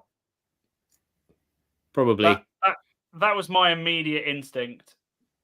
I think people have taken a different definition of availability. Are we talking about availability a bit more like niche. Not niche, but like, you know, genuinely excellent but regional. Whereas I think PU, if it's tank fresh, it's fucking amazing, right? And if it's served properly, it's banging. Don't drink out of a can, but like, you know, we're doing that on Tuesday for a shoot, Bradley. So get used to it. Oh, it'd be great, Joe. It'd be great, but it doesn't get much better than drinking Czech out in Czech. I think it's like, you know, you can't really beat it. I mean, I love Augustina Hells. That's my favorite thing to drink out of a bottle that's easily, readily available. Street drinking. Yeah, there you go. I'm a bit shocked that it's become really hipster Augustina Hell, right? I've seen it load. That's nice. But things like that, I feel like they're a bit niche, like that, you know, the one that just pops up on screen, Paragon and stuff. Like, I thought it was like the widest possible availability. Because the other thing I was going to say was Guinness, which is like a safety beer. You go to a shit bar, whatever. You're not, you know, but quality. I mean, you know, you're going down. I mean, it's a long way down in quality. It is. You know? It is. But I think what maybe I've misunderstood the question. I didn't say Guinness either, by the way. But you know, I want to make that clear, everyone. Yeah, I didn't say Guinness. I'd probably drink London Black over a Guinness, but. If you go somewhere a bit ropey, you know, you look like that was what I used to do 20 years ago. Be like, I'll have a Guinness because, you know, it's safe. I know I'm going to get an all right pint-ish. But yeah, I'm sticking with my guns. PU, I think. Sorry, Radim. Sorry, Budvar. Yeah, you do not want to piss off Radim. Do you know what I mean? I mean, he will snap you in half without breaking sweat. He's invited me to a lads. Well, I don't know about lads, but like a weekend or whatever when he moves back to Czech, which is happening. Sadly, Fantastic. the UK. Well, he was till about 20 seconds ago. Well, but yeah. You fucked that, mate. Well, I'm on the fence then. PU or Budvar. There you go. I mean, Go on then, Johnny. What's you?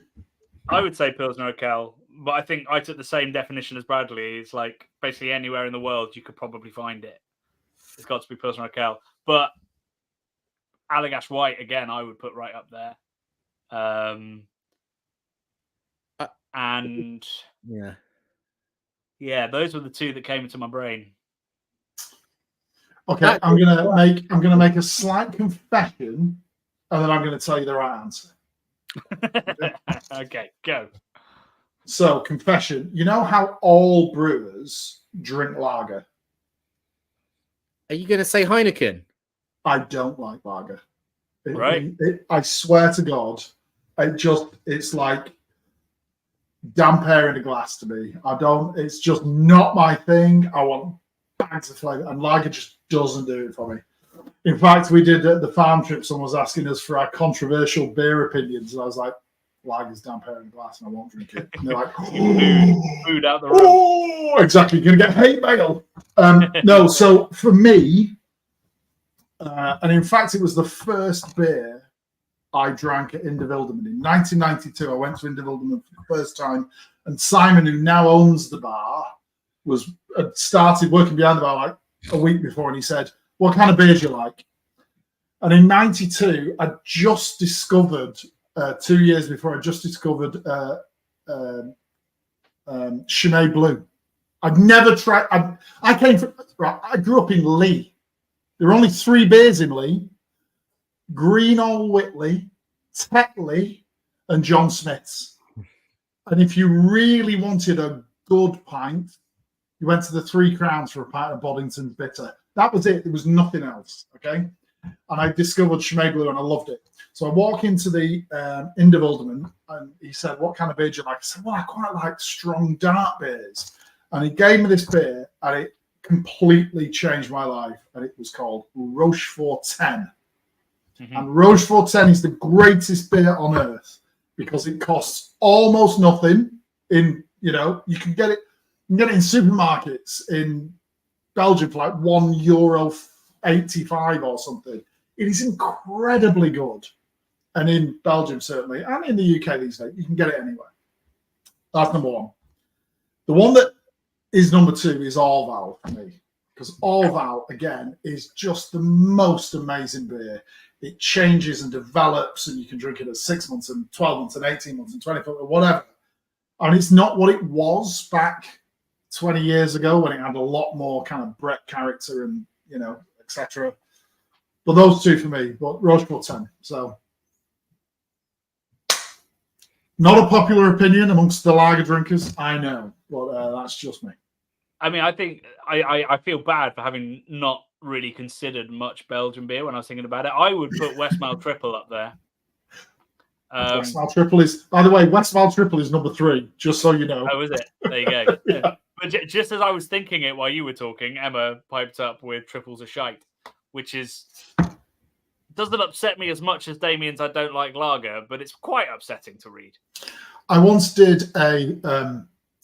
tried to brew a triple years ago, a Belgian triple, and I kind of accidentally put the wrong malt in, and it was very dark. And although I do Star Wars beer names, that beer was called The Trouble with Triples, which, if anyone knows Star Trek, will get that reference. I just enjoyed the phrasing of it. Somebody, I lost it. Where'd it go? There was a question. Triples are shy.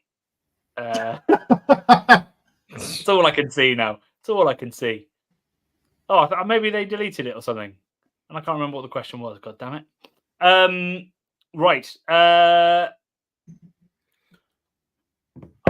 think it's time we crack the Imperial Stout, don't you? Because I think I want to take some time over this We've got the brewer in the house to talk about it. So even if you're still drinking your Westie, we'll get started on it. But what I am going to say is this is going to be a live recording of what's going to be the end of our video with Damian, which will be coming out in a couple of weeks. The brew day of the beer and obviously the tasting of it. But because this beer is so rare that, what was it? It was 120 bottles and 3 kegs, right? That was it? 120 bottles and 3 kegs, yeah. Yeah. So and I only got have 20 and Malt Miller got 96 and I got 4. So it's pretty rare. Yeah. When I crack this, it has to be the one that I use for the tasting at the end of our video together. Yeah. So you are live on the Craft Beer channel. Do not say fuck or bugger. And action. So we're all going to take a breath, which is what Brad and I do before we start. Okay, take a breath. I've only got a pint. Are we gonna have me opening the bottle, teaching people how to open the bottle on the video or before? You can cut it out if it's shit, Damian. Don't worry about it.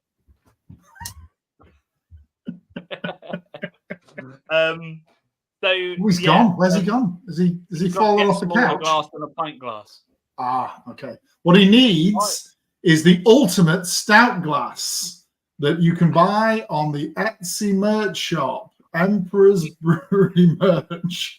Now I can't promote our glass on our web shop. Oh no, go on, you do that one as well. So you could get the Emperor's glass. I've already seen somebody in the comments say they're ordering one, Damian. Don't worry.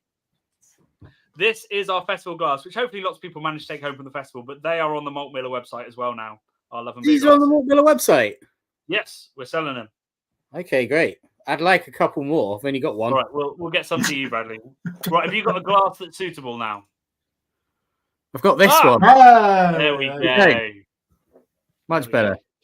Okay, so Bradley, you're rolling this. Other than telling us what you think of the beer, can you also flash up any amazing comments about the beer? Okay, ask the dyslexic. Yeah, that's fine. Yeah, and I'm going to focus on... Fair point. I'm going to focus on steering the conversation quickly because we want this to last 3 or 4 minutes. Okay. So, quick answers, Damian and Brad. Amazing comments, people in the comments. We'll do it in 3 minutes, and then after that, we can dig in as deep as we want. So do you want me to show people how to open a wax top bottle before we get into that? Oh. Yeah, go on then. Let's do that, and then we'll start recording. Yeah. Okay. So I get a lot of people because the Emperor's bottles. Oh, hello. The Emperor's bottles are all they're all waxed, and then you've got the Emperor's logo. I don't know if you can see that. No, the Emperor's logo stamped on the top, and lots of people say, "Why the goddamn hell do you wax beers?" Oh, there we go. You've got a much better camera. There you are. And everyone says to me, "I hate wax bottles. Why do you wax bottles? Wax is terrible. It's awful." So I want to show you how to open an Emperor's wax top bottle because it's very complicated. You know, knives and lighters to melt the wax. It's not, right? You got a shitty bottle opener, even one that I keep in my wallet, and you just open it like that. That's it. That's all there is to it.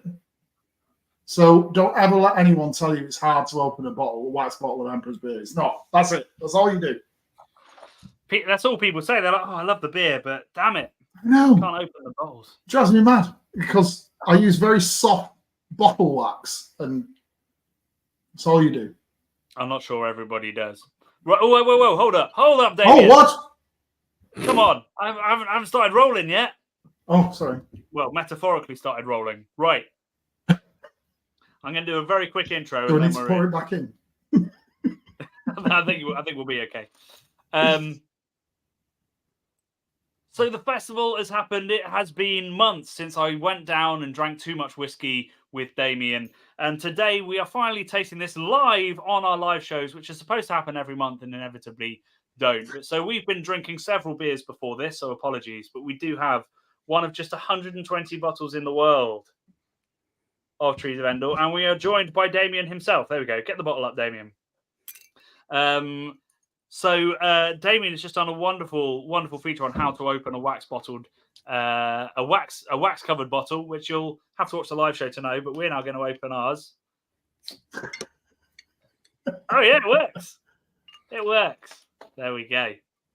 And we're going to try this incredible, rare, and delicious beer in our Love and Beer glasses. Yeah. Right. Let's get the aroma on this bad boy. God. That's just ridiculous, Damian. Chocolate, caramel, sticky dates, mountains of coffee. Little sweetness there, yeah. Yeah, vanilla kind of notes. The coconut is subtle, don't you think, Bradley? Yeah, I'm getting like chocolate milkshake, like delicious. Yeah, chocolate milkshake with like a syrupy well, it's the maple syrup in it, but it's like a maple syrup chocolate milkshake smell. The maple and the coconut makes it kind of fudgy, vanilla fudge. Yeah. We dialed down the coconut a little bit because I know Brad's not massively into coconut. It's there, it's in the background. It's natural coconut, it's not artificial coconut, it's real coconut, but well, yeah, let's definitely get very fudgy. Cheers, everybody. Thanks for guys. sharing it with us, Damian. Love and beer.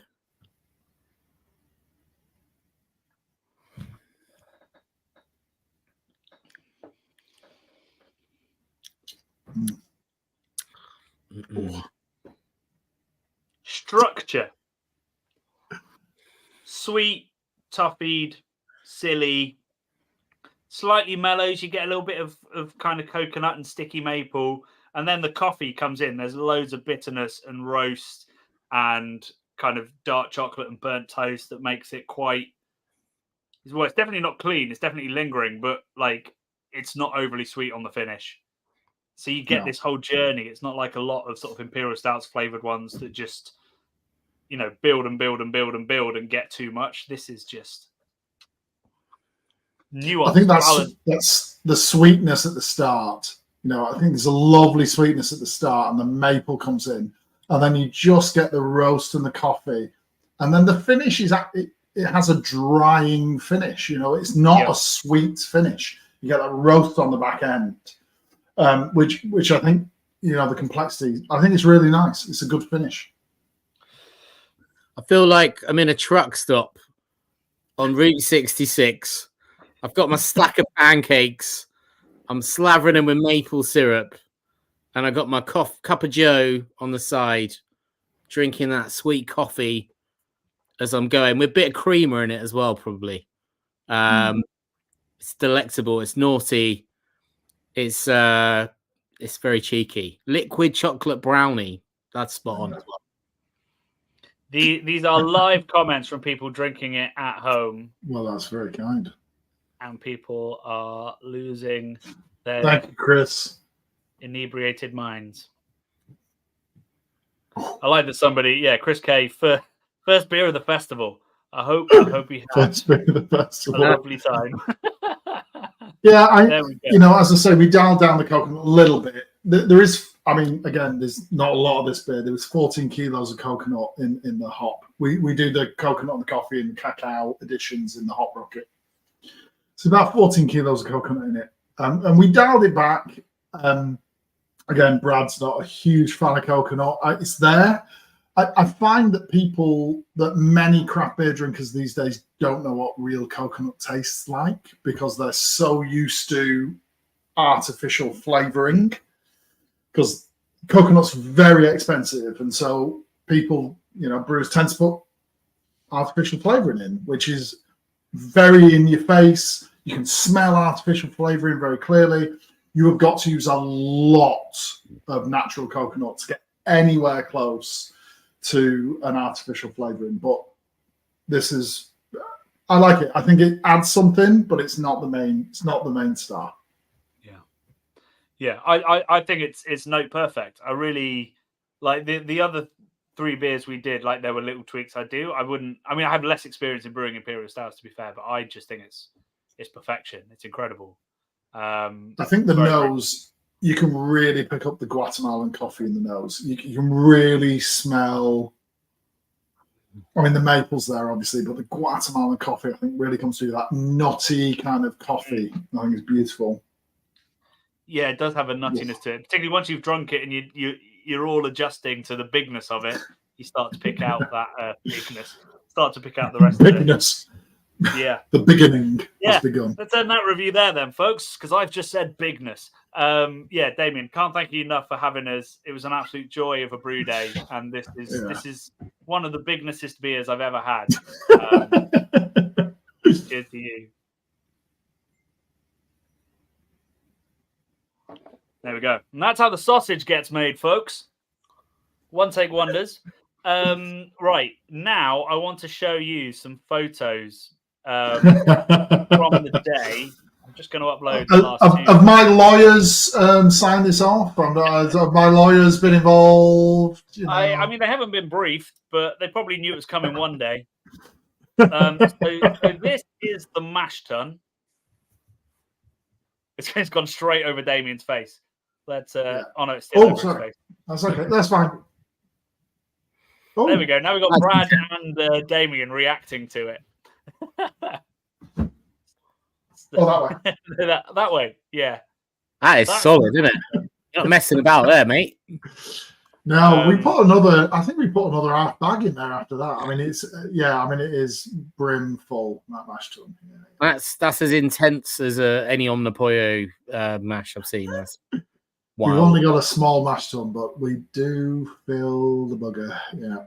Yeah. And you were then adding sugar to that to get more flavour and obviously more ABV out of it. So that wasn't even No. So we, as it comes through the hot back, we put, I think we put Muscovado in there. We had some Demerara in there as well. I'm enjoying the triptych. This is quite nice, isn't it? There we go. Hang on, move up and down, and it's like the Brady Bunch, I think. Yeah. Like the Red Hand Gang. Yeah. So we max out the mash tun. We add Demerara, Muscovado. I think gives a really nice burnt sugar kind of aspect to the imperial stouts. It doesn't all ferment out either, because there's some unfermentables obviously in Muscovado. I often put honey in my imperial stouts. I think it thickens it a little bit. I think it gives it an interesting kind of underlying flavor. But yeah, I think it's it's gone. He's putting more in. Look at this. Look at that go. There we go. Let's so I've got another photo here. Tell us about this. So this was the whiskey for the Whiskey and Wort, the Bunnahabhain. I am a huge Islay whiskey fan. I go to the whiskey show every year in Billingsgate. It's an incredible whiskey show. There's like 1,000 different whiskies there. You pay about £125 a ticket, and it's 6 hours of free whiskey, which you can seriously damage yourself doing.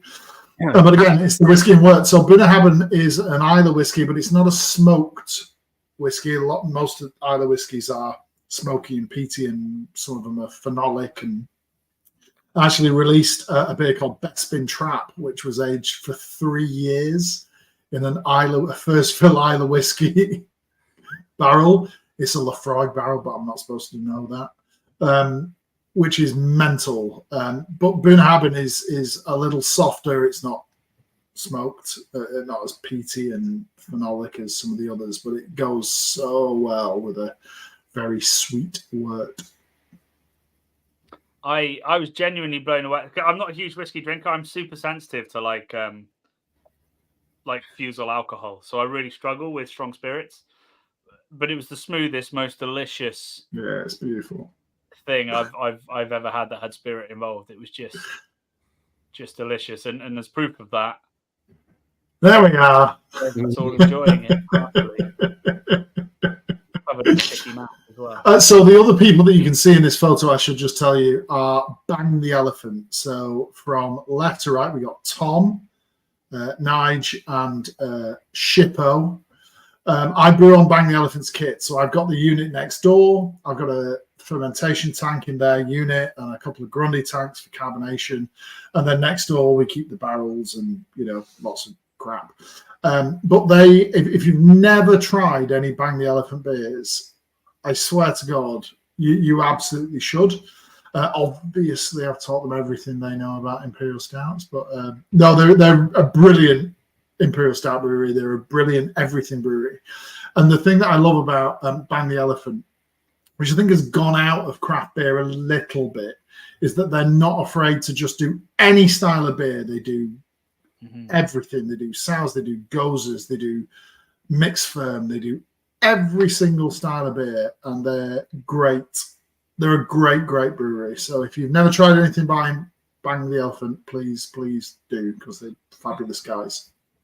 Yeah, they were giving me samples throughout the day of different cans, and they were all tasting great. Like Pilsners, IPAs, cask. They had some great cask beer that they produced for the local market. Really talented, diverse, in diverse styles. Really impressive. Yeah. I hadn't heard of them at all until and very few people have, but because it's only I think it's an 8-barrel kit, so they don't brew a huge amount of beer. And so it gets sold kind of that Nottingham, Leicester, Derby area. But if you ever get the chance, we're going to be at the Gencraft Festival down in Ashford in Kent fairly soon. They'll be with me. Come down if you're London-based. You can probably. When's that, Damian? When can we come and see that? God, I knew you were going to ask me that. It doesn't matter. If you called The Empire Strikes Back, then they just put Generation Craft into Google. You'll find it. It's run by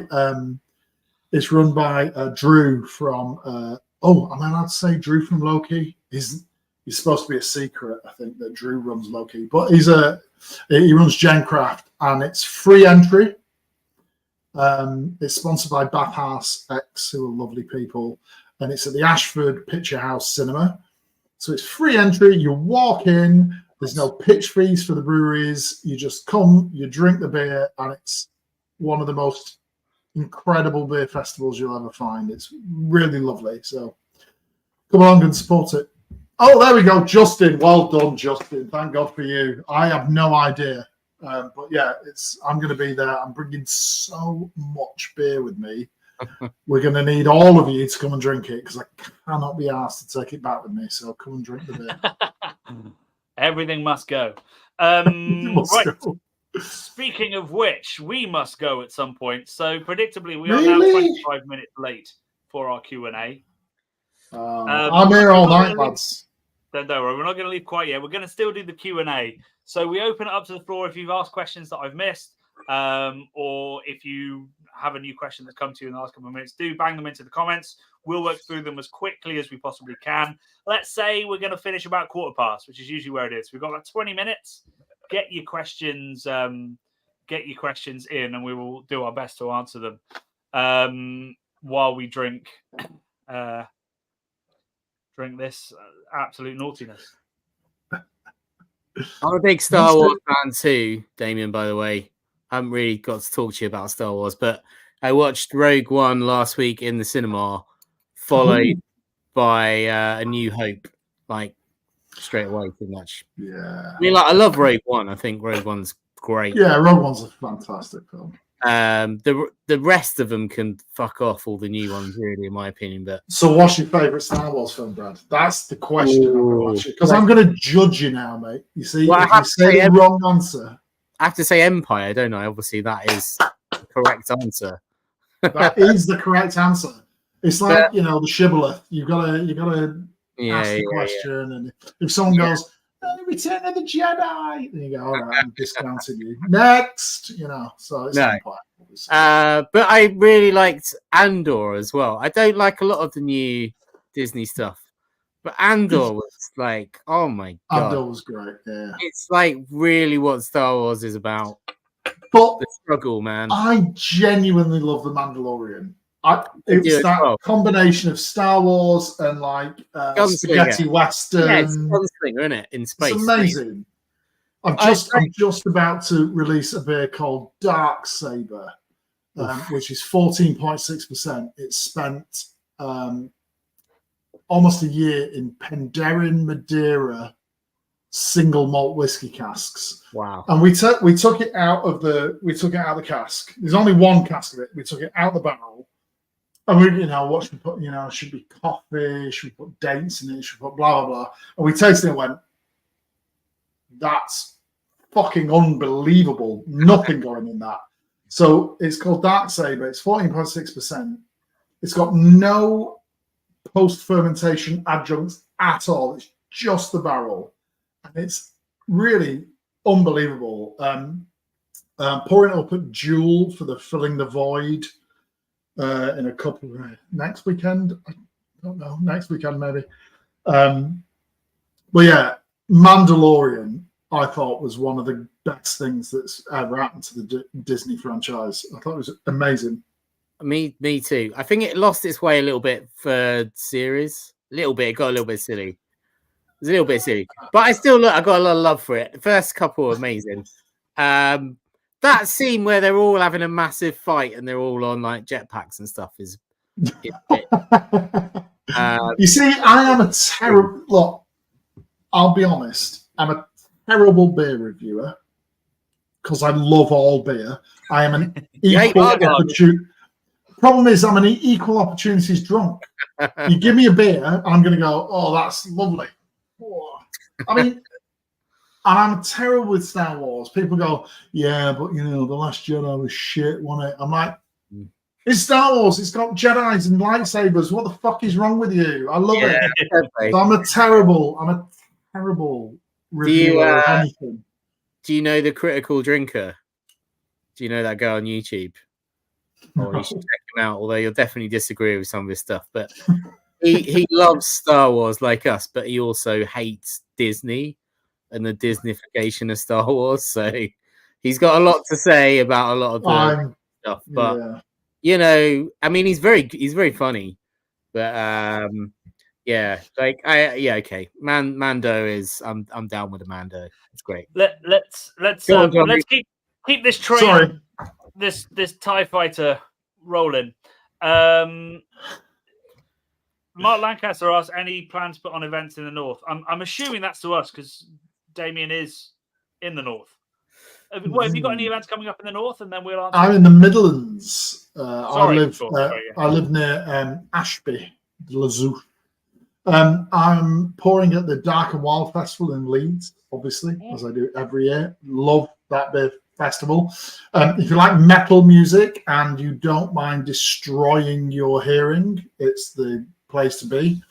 I'm up at the Sportsman in Huddersfield doing a Meet the Brewer night, which was sold out ages ago. In fact, I've had to do 2 nights at the Sportsman. I'm like Celine Dion in Vegas. I've got a whole residency at the Sportsman. What else are we doing? God, I don't know. Yeah, I mean, Dark and Wild, obviously. If you love dark beers and imperial stouts and wild, then come to Dark and Wild. It's an amazing event. Yeah. I mean, unfortunately, we currently have no plans for events in the north, but we are going to be traveling to the north a fair bit, filming Keep Cask Alive. And we made the mistake when we were last up in Yorkshire of not saying let's do a meetup. So next time we're in Leeds, I promise we will, if we can stay for the whole evening, let people know, and we can all go for pints in Leeds. And Leeds is a great place for real ale. Incredible place for real ale. Yeah, so we'll be filming at White Locks, and at Kirkstall, and the Tetley. So we'll find a way to have pints. Thank you, Mark. Damian, what's the best idea you've had that you've yet to brew? Oh God, what a great question. So, yet to brew on a big scale. I once I brewed a Belgian quad that I wanted to, and I aged cacao in Madeira for like 2 months or something, and I put the Madeira soaked cacao in this Belgian quad, and it didn't ferment very well. So I put 2 different strains of Brett in it, into the fermenter, and then I put it into a wooden Thingston's cask, and I left it away from everything else in the barn where we are. And I forgot about it. I completely forgot about it. And like 2 years later, I found this, I'm chucking shit out, and I found this wooden cask of beer. I'm like, what the fuck is that? And I put a tap in it. I'm like, it's full of beer. And I put a tap in it. And it was absolutely delicious. It was called Tarkin Slave. I released, it was only like 50 bottles of it that I released. But I would love to do a big batch of Tarkin Slave because it was unbelievable. It kind of had all the Belgian quad characteristics, but it had that like farmyardy Brett nose. And then you took a sip of it, and it was sweet to start with, and then it just, the complexity of the Brett just. So I'm not sure it's one I've not done, but I'd love to do that and actually age it in Madeira barrels rather than just soaking cacao in Madeira, which is what I did as on a homebrew scale. But I just would love to do that beer again. Tarkin Slave. Who is Tarkin Slave? He hasn't got one, has he? But like he does have one. So Gail Akbar, who was Admiral Akbar, used to be a slave of no way. So yeah, remove myself. I know. There you go. I must say that the Grand Moff Tarkin was the only thing in Rogue One that took me out of like the fun zone a little bit.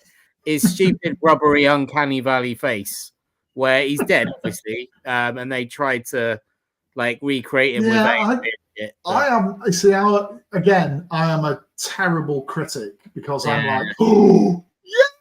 No, it's cool. It's cool as fuck. But like, there's that guy that like is amazing at AI, whatever, deep faking shit, and he ran it through his thing and made it look way better than actual Lucasfilm or whoever, Disney or whatever, did at the time. Yeah. So they could have done it better, basically. But yeah, Grand Moff Tarkin. I feel like a bad Star Wars fan. I didn't know Admiral Akbar was his slave. Did you know his first name was Guile?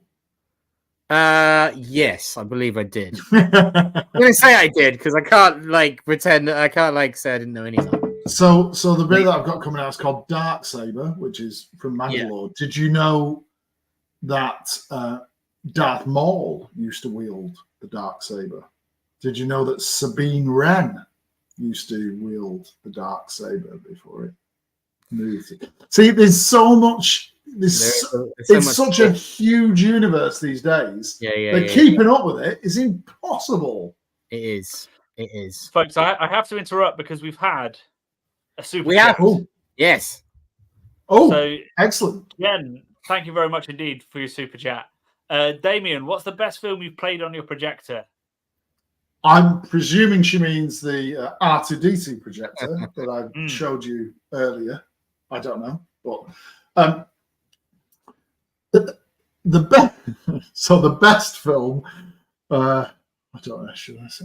So my wife hates all sci-fi, and it's like fucking blokes running around in space. What the fuck is wrong with you? You're an adult. Don't be a dickhead. And there was a TV program called Firefly. I don't know if any of you remember Firefly, but Firefly was kind of a Western set in space. So I said to my wife, we're going to watch Firefly. And she's like, what's Firefly? I said, it's a Western set in space. And she's like, I'm going to kill you if you make me watch that. So I set up R2-D2 at the end of our bed, and he tilts right back, and I projected right above our bed onto the ceiling, and I made her watch Firefly and the film Serenity. And it's one of her favorite series and favorite films of all time. There was no escaping it. It's like being beamed onto the ceiling above our bed, and so she was forced to watch it. And I love that film and that TV series. So Firefly is the answer. Firefly, there we go. Brad, how was Shaun of the Dead last night with the Q&A? Mate, just to give a bit of context, I went to the 20th anniversary special Shaun of the Dead screening in the giant Odeon Leicester Square last night. Edgar Wright, the director, was there doing a Q&A with Nick Frost, and it was supposed to be Simon Pegg, but Simon Pegg was sick in bed / in Jamaica, possibly. But he did phone in, and it was like one of the best nights of my life. I said to my girlfriend at the time, I was like, this is the best thing I've done since last year when we once went to watch Adam and Joe do the live recording of their Christmas podcast. So it was just amazing. I actually booked the first tickets as it went on sale because I went into the cinema about an hour before they were supposed to release the tickets. And I badgered the poor girl behind the thing saying, can you look up this screening coming up? She sold me 2 tickets. I could have chosen on the front row. I chose the 3rd row back because that's a sweet spot for the sound. Recliner seats. It was just amazing. My smile was like this. I've been having a hard time recently with a lot of stuff going on. It made me feel amazing watching it. I love that film. I think it's an amazing portrayal of British pub culture in a zombie apocalyptic landscape. It's fucking excellent. And so the most amazing thing about the whole thing that you just said, yeah, is that it was 20 years ago. I know. The fuck is going on? The only day 20 years ago. 20 years, man. 20 years. Dolby remastered. Looked amazing. Sounded amazing. 20 years is shocking, though, right? It was the first film Nick Frost was ever in. And he was scared about it. Obviously, they'd done Space. They'd all done Space together. Which is one of the greatest series of all time. Incredible. Obviously. Most of the zombies were actually from the Space fan website. Like we have Patreon these days. I can't remember what it's called. It's called like Outer Space or something. It was the fan website. And they got all of the fans of Space to come and be the zombies, which was amazing. Had a few zombies in the audience and it was great, man. Such a fantastic night. I loved it. Sorry, 3rd question. Go on. Yeah, sorry, we need to hurry on because we've got another super chat and B, questions piling up. So quicker answers. Jen, thank you very much. I do have a book out. It is on the 7th of November. It's called The Meaning of Beer. It has a foil cover in hardback. It is about how beer changed the world. This is the real copy now. Look, there's a sneak peek. What chapter's that? Oh, that's about me in Svalbard in the Arctic. There is a party coming up the 6th of November. If you're about in London, I'm having a book launch, free beer, free snacks. You can buy the book, get it signed. And it's at the Sutton Arms in Clerkenwell, one of the best pubs in London. Do come by. Yes. And there will be a book tour, which will involve northern places, of course. So I should say there will be confirmed events soon. But yeah, 7th of November, please pre-order because that's what gets it up the charts. Thank you, Jen. I can't believe you paid a super chat for me to advertise my book. We'll come back to all the other questions we missed, I promise. David Fieldson says, which is your favorite lightsaber fight? Maul, I'm not going to pronounce these names. Maul versus Ashoka. Maul versus Ashoka in Mandalore Clone Wars. Since Palpatine. You see, this is a really difficult question because my 9-year-old self wants to say Vader versus Luke in Empire. But and then the Duel of the Fates with Maul and Qui-Gon Jinn and Obi-Wan was amazing, but of these, I think is Palpatine v Maul and Savage Press in Clone Wars Season 5.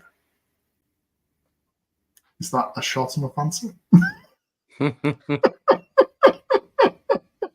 I couldn't be more out of my depth if I tried, but I hope David is sated by that. Can you give a reason? Give a reason why that one. What do you love about that one?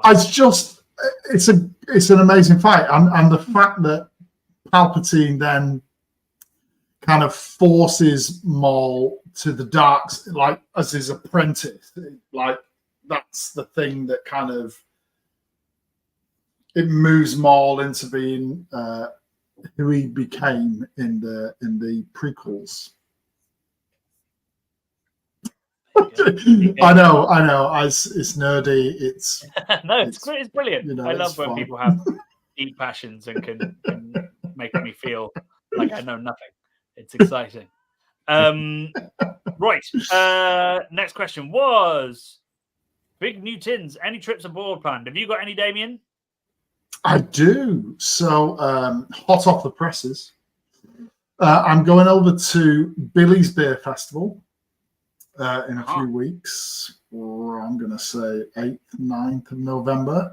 But I'm going over early because I'm going to be doing a collab with Case. Brewery Case. Which is going to be amazing. If you've not met Case, he's one of the nicest and tallest men in craft beer. So I'm doing beer with Case now at Billy's Beer Festival, and then Mike, a mate of mine, is going to be in Lille that weekend. So we take some Emperor's beer to Beer à Lille. So yeah, and then of course in February we're off to Inderwilderman. So if anyone fancies just turning up on the last weekend of February, well, that's where I'll be. Can we go, please, Johnny? I'd love to go there on that. Can we make a film about that?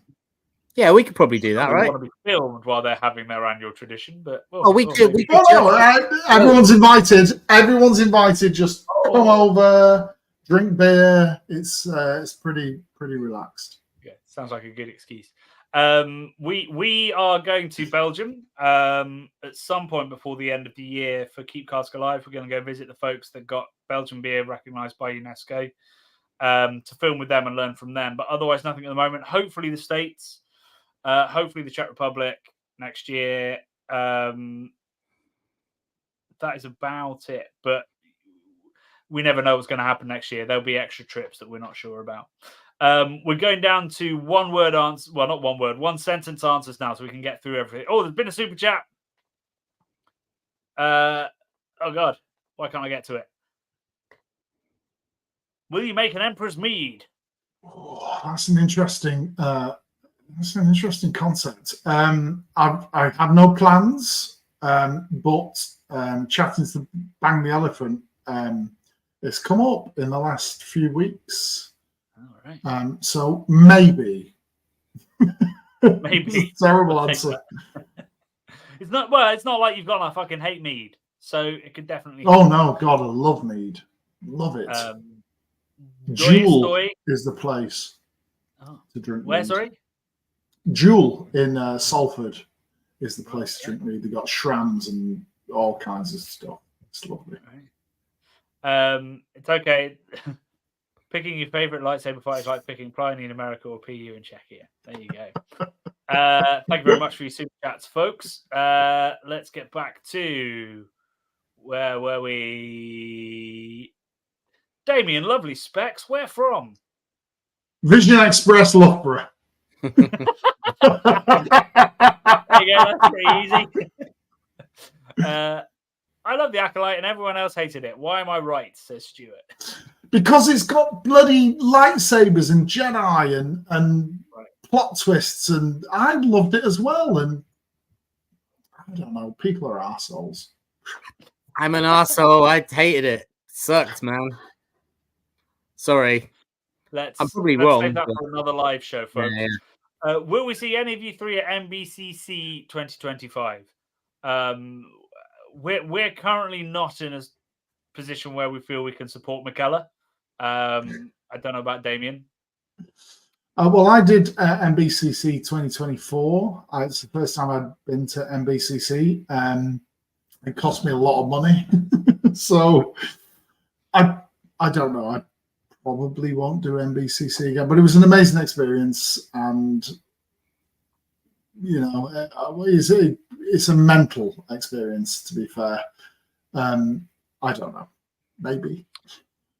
Probably not. I mean, I'm sure we'll be in Copenhagen at some point.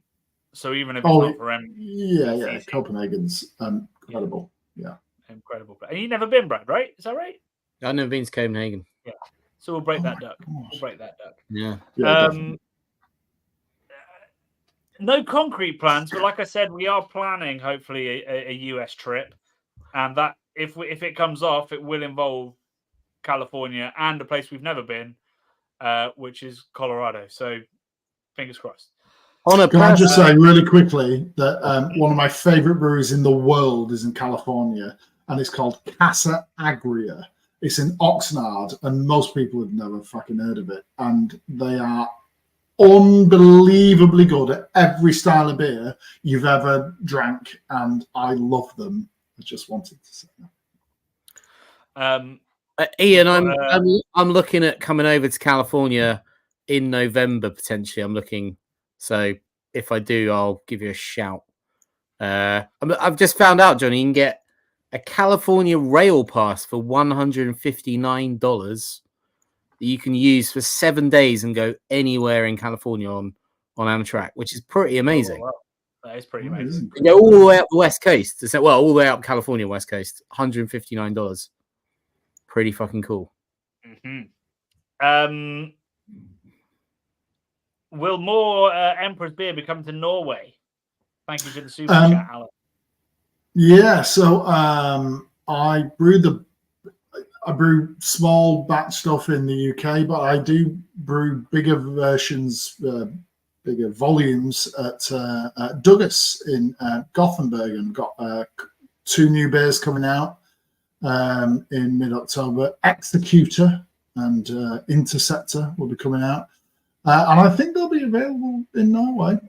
You know, hit up your local bottle shops and distributors and tell them about me. But yeah, I'm very happy to send more beer to Norway. Yeah, I mean, whenever we hear that question, a lot of brewers are like, if you know the distros, hook us up. Exactly. Let us know we want these beers to come over. Emma asks, has anyone played the Star Wars games? Oh, I'm assuming, Damian, you have. Actually, I've not. I'm now 52 years old, so I peaked at Tomb Raider in about 1999. So I'm not a big gamer. Sorry. Damian, I can imagine you somewhere in that grotto, that amazing beer grotto down there. Have you not got a Star Wars arcade machine? You know, I don't. I'm afraid. Yeah. I used to have a games machine in the first Fat Jedi free house in my old house, but it was mostly golf and stuff.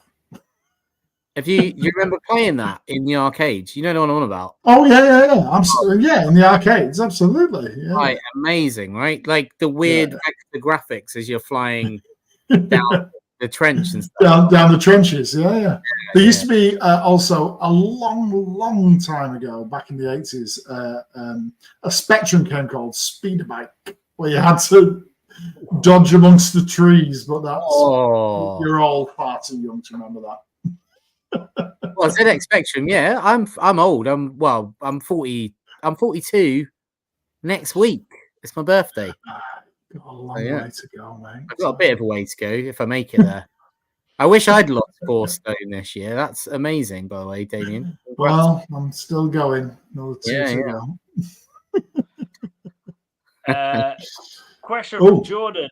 He says, Damian, is it feasible to have barrel-aged homebrew? I'm hoping it is so. Absolutely feasible to barrel-age homebrew. So, in the old days of Emperors, when it was just a homebrew, and I used to be part of, UK craft beer forum and stuff, I got some 20-litre pin barrels, wooden pin barrels from Theakston's, and I used to pour a bottle of rum in there or whatever and roll them around and blah, blah, blah, and put beer in them and stuff. So, and the great thing about pin barrels, homebrew pin barrels, is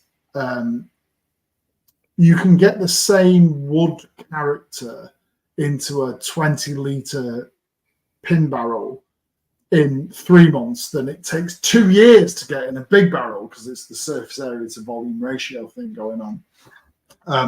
What I would say to you is, if you buy a new barrel, if you buy a fresh oak barrel, if you put a beer in there, take it out in 2 days, maybe 3 days if it's brand new, because it will infuse the wood character in there instantly. I mean, it literally takes no time at all. So if you want to buy a fresh barrel, a fresh wood barrel, that's great.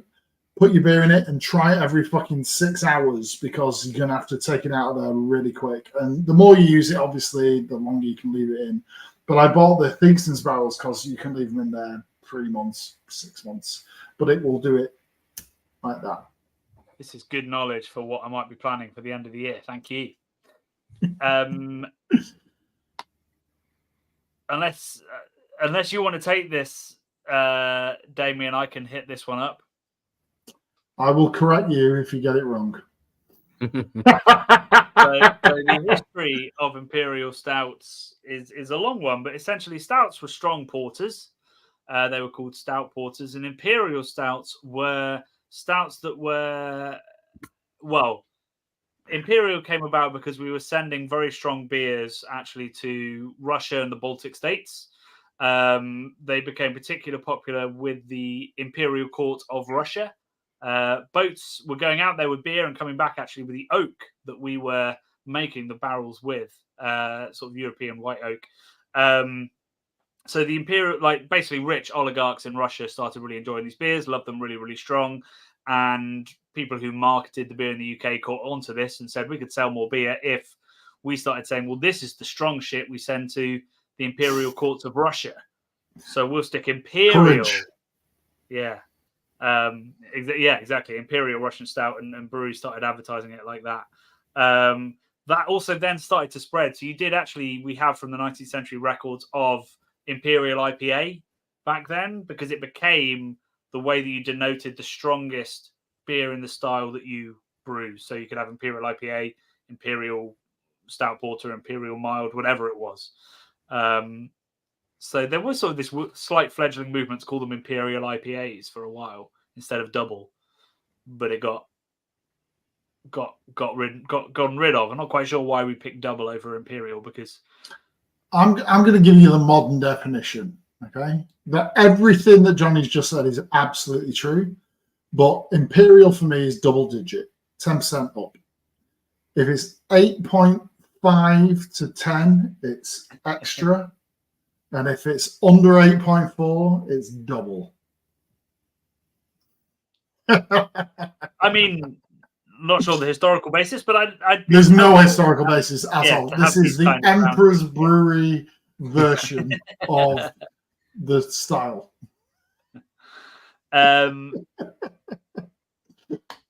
M. Andrews asked, did any of you see Star Wars at the pictures when it was released? Not sure how old you all are. I was 5 years old when A New Hope came out. I watched it at the cinema with my dad, and it was literally a life-changing experience when I was 5. It was the most incredible thing I've ever seen. And my friend entered a competition in the local paper and won the competition. And the first prize was to go and see Empire Strikes Back at a special screening at our cinema in Lee. So we got to the playground on Monday morning, and we were the only people who knew that Darth Vader was Luke's father. That is the biggest thing. It's like, does anyone want to touch me? He wants to pack and touch me. It's a Cartman moment. I mean, that was the biggest secret in the world in like 1981. I mean, like nowadays you wouldn't ever get that with social media and blah, blah, blah. But back then, we were the only people in the entire playground who knew that Darth Vader was Luke Skywalker's father. That was currency, baby. I'm telling you, we were the coolest people in the world. So you still are, Damian. Yes. Yeah, you still are. Mark Langton asked if I'd recommend a trip to Svalbard. It depends what you're expecting from Svalbard. It is desolate and weird. You can't really walk anywhere. It's too fucking cold if you go in the winter months. But I mean, he's not selling it. I spent 4 days there, and I fucking loved it. I'm a cold weather guy. I loved hunkering down in these amazing little bars that just serve great whiskey and brandy and locally brewed craft beer. All of the restaurants were like beautiful oak furnishings and beams, and you sat on furs and you ate things like cod that was cured on the rocks of Svalbard, and it was served with incredible imperial stouts from the local brewery. The museum was absolutely bonkers. You could take trips out to see like wildlife, whales, all kinds of stuff. I did a husky ride, which I will never ever forget, riding through what they call the bush, even though there's absolutely no vegetation.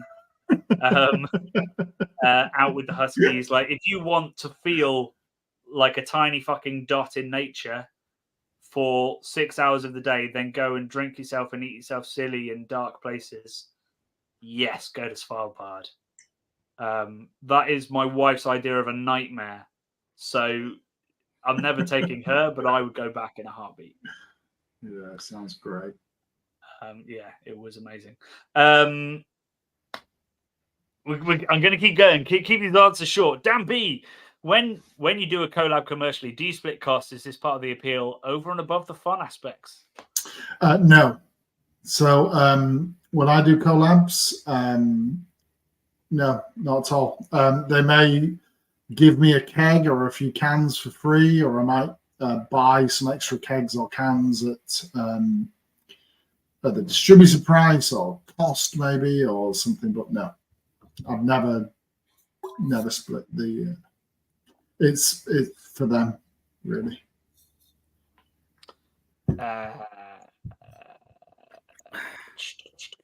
Lots of people in the comments are asking other people in the comments questions, which is wonderful, and I'm super here for it.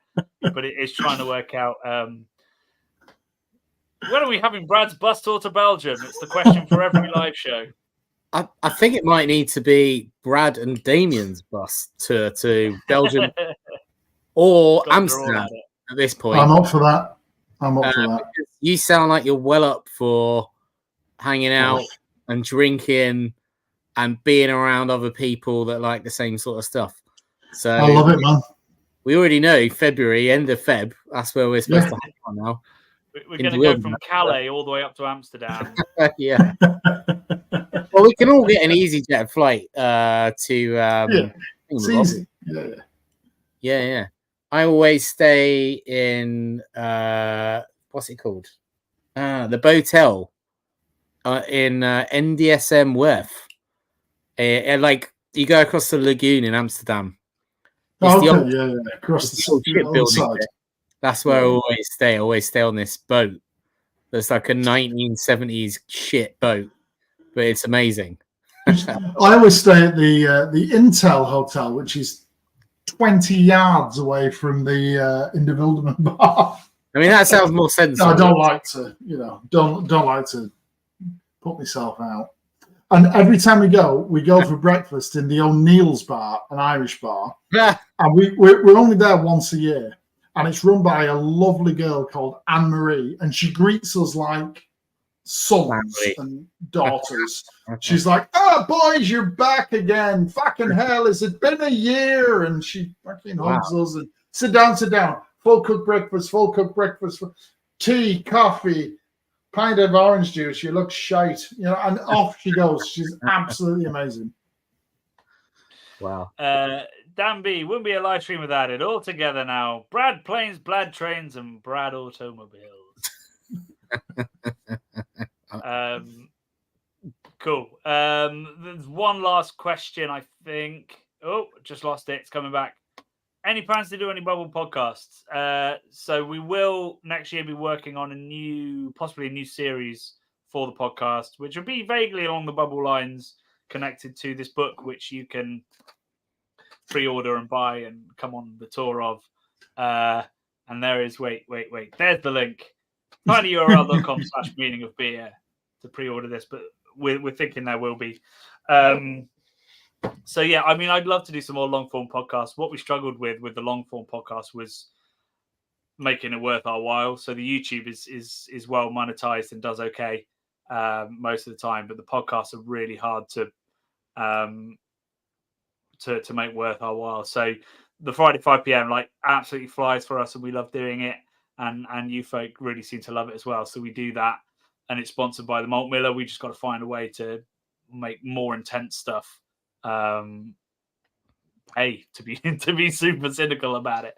But we've got some really cool ideas that I hope would have the kind of appeal that would help that happen. So maybe this isn't a long form podcast. We've been doing it 2.5 hours. Oh no! This is our long-term vodcast live shows. Right. Yeah. No, we have a podcast as well, Damian. Don't you worry. If you can't watch us, you can still listen to us. And this week, if we'd done a podcast this week along with a video and a live show, you could have listened to us for most of a day, probably at this point. So that's I crashed the drone this week. It was pretty exciting. Brad crashed a drone this week, so we've got to pay for that. It's fine. We have got to pay for it.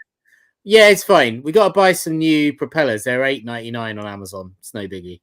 Although, like and subscribe. Join up. Thanks for the super chats as well. Doing a new Patreon drive to pay for the drone. The $8.99. That is all we have time for, and indeed all the questions that have come our way. So all that's left to say is a massive thank you to Damian for joining us for this. Brad, you talk while I just dig out a comment I've just remembered. Someone super chat $8.99 Ian suggested, but you don't need to. Honestly, we're good. We're all good. It's been so lovely to have you all, Damian. I feel like we're letting you down, man. You're in for the long run, aren't you? You'd be here a bit longer and having a chat. I would stay here. I wanted a podcast that started at 8 o'clock, and we did it till 11 in the evening, and then there was an after party, and I was still there at 2 a.m. I'm up for the whole thing. I do just any time. I'm always available. We should definitely do some more stuff, man. I'm suffering with chronic back pain, which is why I'm jumping around a lot. And I haven't taken any painkillers. I didn't want to act like a freak on the camera. I've got really severely strong painkillers, and I'm sitting here in agony. But oh mate, I'm looking nothing worse than back pain. Nothing worse than back pain. It's awful. It's the worst. But yeah, $9. Yay! Thank you. Hell yeah! That felt as close as I've ever come to begging. That's like OnlyFans vibes. Get your yes. nice. Yeah, well, we'll absolutely get Damian back if we can, and maybe we could do it based around us brewing a homebrew version on this of Trees of Endor. Yeah, great idea. And we could host something live afterwards so everyone can enjoy what happens to 3 homebrewers when they indulge too much in the Wurton whiskey. Yeah. Well, again, Damian, it's been an absolute pleasure. Thank you so much for joining us. Thanks to everybody in the comments for all the great fun that you've thrown our way, and I hope you guys have had lots of fun in the comments as well. I hope that Bradley has a good night's sleep on the diazepam, and we will see you next week for, I think, the second in our series on A Crash Course in Hops, and then after that, the hardcore book promotion starts with a series called Beers That Changed the World, in which I will basically be talking to Brad with a beer in one hand and the book in the other. Maybe a link under here added in for people to buy. But yeah, until then, love and beer. Have a great weekend. And yeah, we'll see you on Wednesday for next week's upload. Do it again, Bradley. Do it again. Oh, yeah. Wait, what's the balloon about? How the fuck did that happen? Balloon. What is happening? It's How did I make balloons? now. I'm not sure they're even real. I have the power. Fuck it. Don't know what's going on. Bye.